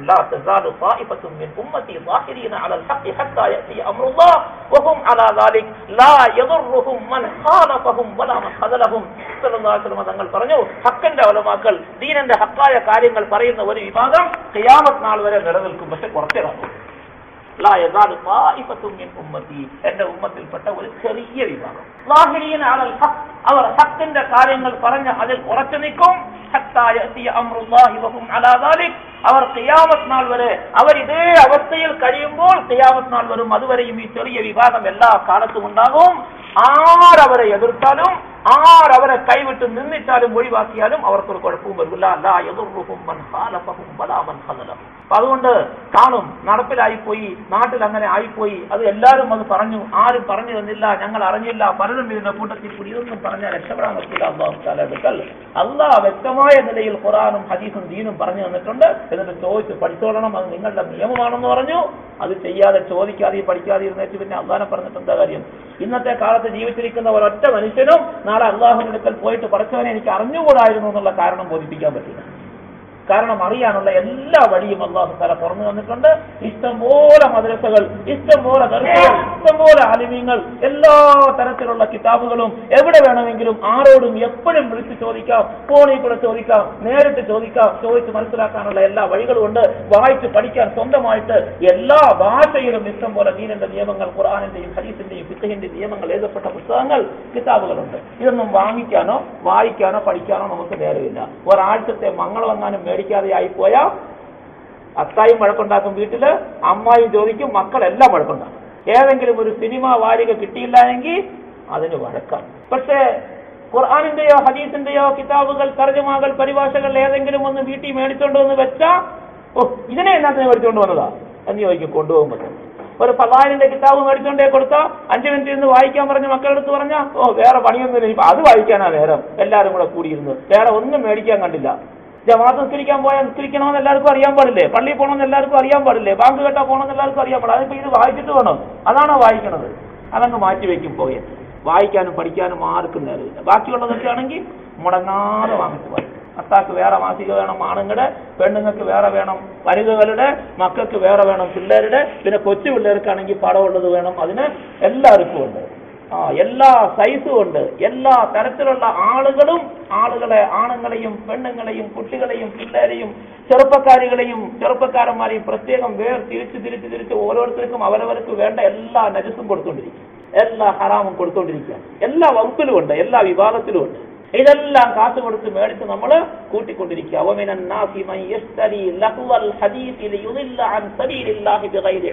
അല്ലാഹു തആല ഖുർആനിൽ പറഞ്ഞു, ജനങ്ങളിൽ ഒരു വിഭാഗം ആളുകളുണ്ട്, മനുഷ്യർക്ക് തമാശയും കളിയും പാഴുമായ കാര്യങ്ങളെ എഴുതി പുസ്തകങ്ങളിലാക്കി കൊടുത്ത് വിറ്റ് കാശുണ്ടാക്കുന്ന ആളുകളുണ്ട്. ഇവർ അത് മുഖേന അല്ലാഹുവിന്റെ നേരായ വഴിയിൽ നിന്നും മനുഷ്യരെ തിരിച്ചു കളയുന്നു. അല്ലാഹു പറഞ്ഞേക്കുന്ന ഇതിനെ കുറിച്ചൊക്കെ ഒക്കെ അല്ലാഹുക്കറിയാം. അള്ളാഹ്ക്ക് വല്ലതും ചെയ്യാമെന്നാൽ പോലെ വരാൻ പോകുന്ന കാര്യം വല്ലതും അറിയാത്തതുണ്ടോ? എന്തെല്ലാം വാര്യങ്ങളുണ്ടാവും, എന്തെല്ലാം മാസിക ഉണ്ടാവും, എന്തെല്ലാം പ്രസിദ്ധീകരണങ്ങൾ വരും, ആരെല്ലാം പ്രസിദ്ധീകരിക്കും, ഏത് വിഭാഗത്തിന്റെ ആയിരിക്കും, ഏത് വകുപ്പായിരിക്കും, എല്ലാം അള്ളാഹ്ക്ക് അറിയാം. അതുകൊണ്ട് അള്ളാഹ് നേരത്തെ പറഞ്ഞു,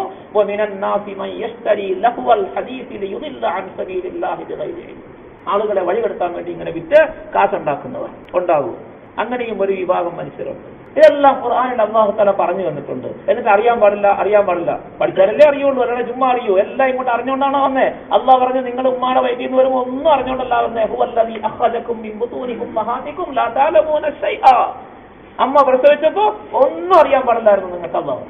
അങ്ങനെയാണ് നിങ്ങൾ പുറത്തേക്ക് വന്നത്. പിന്നെ ഓരോന്നോരോന്ന് കുറേശ്ശെ അറിയാൻ തുടങ്ങിയതാണ്. അപ്പൊ അതുപോലെ ദീനും പഠിച്ചോളണം. ഫലൗലാ നഫറ മിൻ കുല്ലി ഫിർഖത്തിൻ മിൻഹും ത്വായിഫത്തുൻ ലിയതഫഖഹു ഫിദ്ദീനി വലിയുൻദിറു ഖൗമഹും ഇദാ റജഉ ഇലൈഹിം ലഅല്ലഹും യഹ്ദറൂൻ ഖുൽ ഹൽ യസ്തവി അല്ലദീന യഅലമൂന വല്ലദീന ലാ യഅലമൂൻ യർഫഉല്ലാഹു അല്ലദീന ആമനൂ മിൻകും വല്ലദീന ഊതുൽ ഇൽമ ദറജാത് أمن هو قانت آناء الليل ساجدا وقائما يحذر الآخرة ويرجو رحمة ربي قل هل يستوي الذين يعلمون والذين لا يعلمون. ദീനിന്റെ ഇൽമ പഠിക്കാൻ വേണ്ടി അല്ലാഹു തആല എന്തെല്ലാം മാർഗ്ഗങ്ങളാ പറഞ്ഞത്. ഹദീസുകളിൽ എത്ര പ്രേരണയാ. അതിനൊന്നും നമുക്ക് നേരമില്ല, നമുക്കതിനൊന്നും സാധിക്കില്ല. എന്നിട്ട് അറിഞ്ഞുകൂടാ. അല്ലാഹുവിന്റെ അടുക്കൽ ഈ കാലത്ത് ജീവിച്ചിരിക്കുന്ന ഒരു മനുഷ്യനും അറിഞ്ഞില്ല എന്ന് പറഞ്ഞ് രക്ഷപ്പെടാൻ സാധിക്കുമെന്ന് എനിക്ക് തോന്നുന്നില്ല. കാരണം അത്രയും ഇൽമിന്റെ വഴികൾ അല്ലാഹു തആല തുറന്നു തന്നു. പിന്നെ പഠിച്ചില്ല എന്ന് പറഞ്ഞാൽ കുറ്റം വേണമെങ്കിൽ ആക്കാമെന്ന് മാത്രമേ ഉള്ളൂ. അല്ലാഹ് ചോദിക്കും നിന്റെ അടുത്ത് ആളുകൾക്ക് പഠിക്കണ്ടെന്ന് പഠിക്കാനല്ലേ പറഞ്ഞത്, എന്തേ പഠിക്കാതിരുന്നത്? ബാക്കിയെല്ലാം പഠിച്ചില്ലെങ്കിൽ. അതുകൊണ്ട് പഠിച്ചില്ല എന്നുള്ള കാര്യം മാത്രം ഇപ്പൊ പറയണ്ട, വേറെ എന്തെങ്കിലും അല്ലാഹു തആല മനസ്സിലാക്കാൻ പാടില്ല. ഇടയ്ക്ക് എന്തെങ്കിലും പറഞ്ഞു വെച്ചിട്ട് വിട്ടുപോയിട്ടുണ്ടോ പകുതിയാക്കി?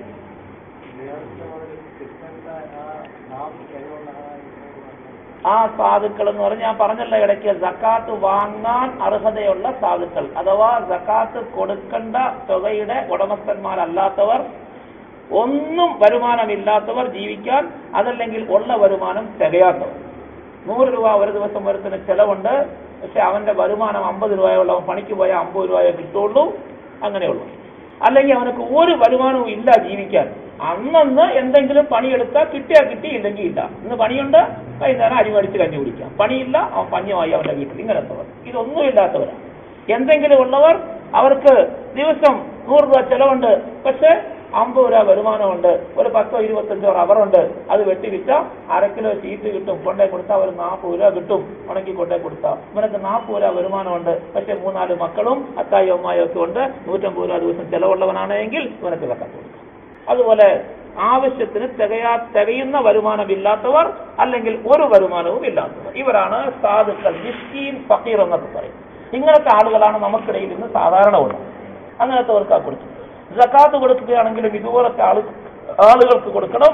അതുപോലെ കടത്തിൽ അകപ്പെട്ടു പോയവർ, കടം ഉണ്ട്, ഒരുപാട് കടമുണ്ട്, ആ കടം വീട്ടാൻ ഒരു മാർഗവും ഇല്ല, അങ്ങനത്തെ ആളുകൾ. കടമുള്ളവരുണ്ട്, വലിയ ബിസിനസ്സുകാരൻ, ലക്ഷക്കണക്കിന് ബിസിനസ് ഉള്ളവനാ, കോടീശ്വരനാണ്, ഇഷ്ടംപോലെ കാശുണ്ട്, പക്ഷെ 3 സ്ഥലത്ത് 3 സ്ഥലം വാങ്ങിയിട്ടേക്കുന്നു. 10 ലക്ഷം, 25, 40 ലക്ഷത്തിന്റെ 10 രൂപയെ കൊടുത്തിട്ടുള്ളൂ, ബാക്കി 25 ലക്ഷം രൂപ കൊടുത്താലേ എഴുതി മേടിക്കാൻ ഒക്കുള്ളൂ. അവൻ കടക്കാരനാണ്.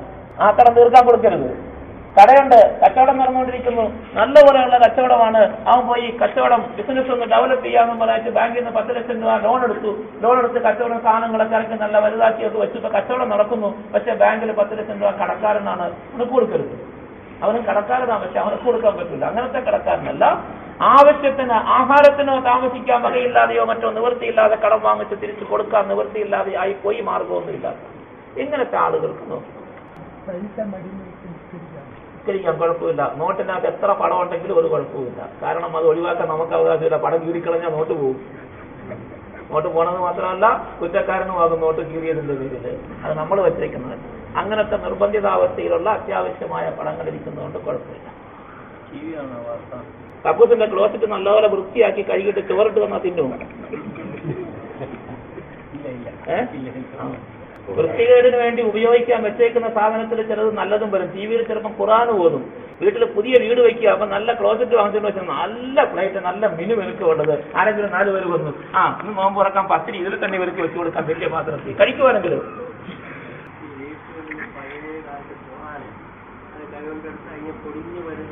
ഖുർആൻ പഴകിപ്പോയതും അതിന്റെ കടലാസും ഒക്കെ ഉള്ളത് വളരെ സൂക്ഷിച്ച് നല്ല ശുദ്ധിയുള്ള ഒരു തുണിയിൽ പൊതിഞ്ഞ് വീടിന്റെ ഏതെങ്കിലും ഭാഗത്ത് ആരും കയറി ചവിട്ടാതെ, ആരും കയറി മൂത്രമൊഴിക്കൊന്നും ചെയ്യാത്ത ഒഴിഞ്ഞ സ്ഥലത്ത്, ശുദ്ധിയായ സ്ഥലത്ത് കൊണ്ടുപോയി കുഴിയെടുത്ത് മയ്യത്തിനെ മറ ചെയ്യുന്നത് പോലെ ഭദ്രമായിട്ട് കുഴിച്ചു അവിടെ കിടന്നത് തിരവിച്ച് തന്നെ ചവിട്ടുന്ന സ്ഥലത്ത്, അഴുക്ക് കയറുന്ന സ്ഥലത്ത്, മൂത്രമൊഴിക്കുന്ന സ്ഥലത്ത് ഒന്നും കൊണ്ടുപോയിടരുത്. അങ്ങനെ അല്ലാത്ത ശുദ്ധിയായ സ്ഥലം നോക്കി കൊണ്ടുപോയി. പുഴയിൽ ഒഴുക്കി വിട്ടാൽ എവിടെ പോകുമെന്ന് ആർക്കറിയാം. കഴിക്കാനും പാടില്ല. ഖുർആൻ കരിക്കാനും പാടില്ല, ഒഴുക്കി വിടാനും പാടില്ല. ഇനി അഥവാ ആരെങ്കിലും അറിയാതെ കരിച്ചു, ഇല്ലെങ്കിൽ ചില ഉലമാക്കൾക്ക് കരിക്കാമെന്നും അഭിപ്രായമുണ്ട്. അങ്ങനെ കരിച്ചാലും അതിനെ കൊണ്ടുപോയി എവിടെയും കൊണ്ടേ വലിച്ചെറിയാൻ പാടില്ല, ഭദ്രമായ സ്ഥലത്ത് സൂക്ഷിച്ചുകൊണ്ട് കുളിച്ചു. ആറ്റിലൊക്കെ കൊണ്ട് ഒഴിക്കാതെ ഏത് അഴുക്കിൽ ചെന്ന് വീഴുമെന്ന് ആർക്കും പറയാൻ ഒക്കില്ല, അറിയാൻ ഒക്കില്ല. ചിലപ്പോൾ പോയി ആറ്റിൽ പോയി തട്ടി നിൽക്കുന്നത് ആരുടെയെങ്കിലും കക്കൂസിന്റെ ടാങ്കിന്റെ അകത്തായിരിക്കും. നമ്മളവിടെ കൊണ്ട് ഇട്ടത്. അതുകൊണ്ട് സൂക്ഷിക്കും. നമുക്ക് ഉറപ്പുള്ള വിശ്വാസമായ സ്ഥലത്ത്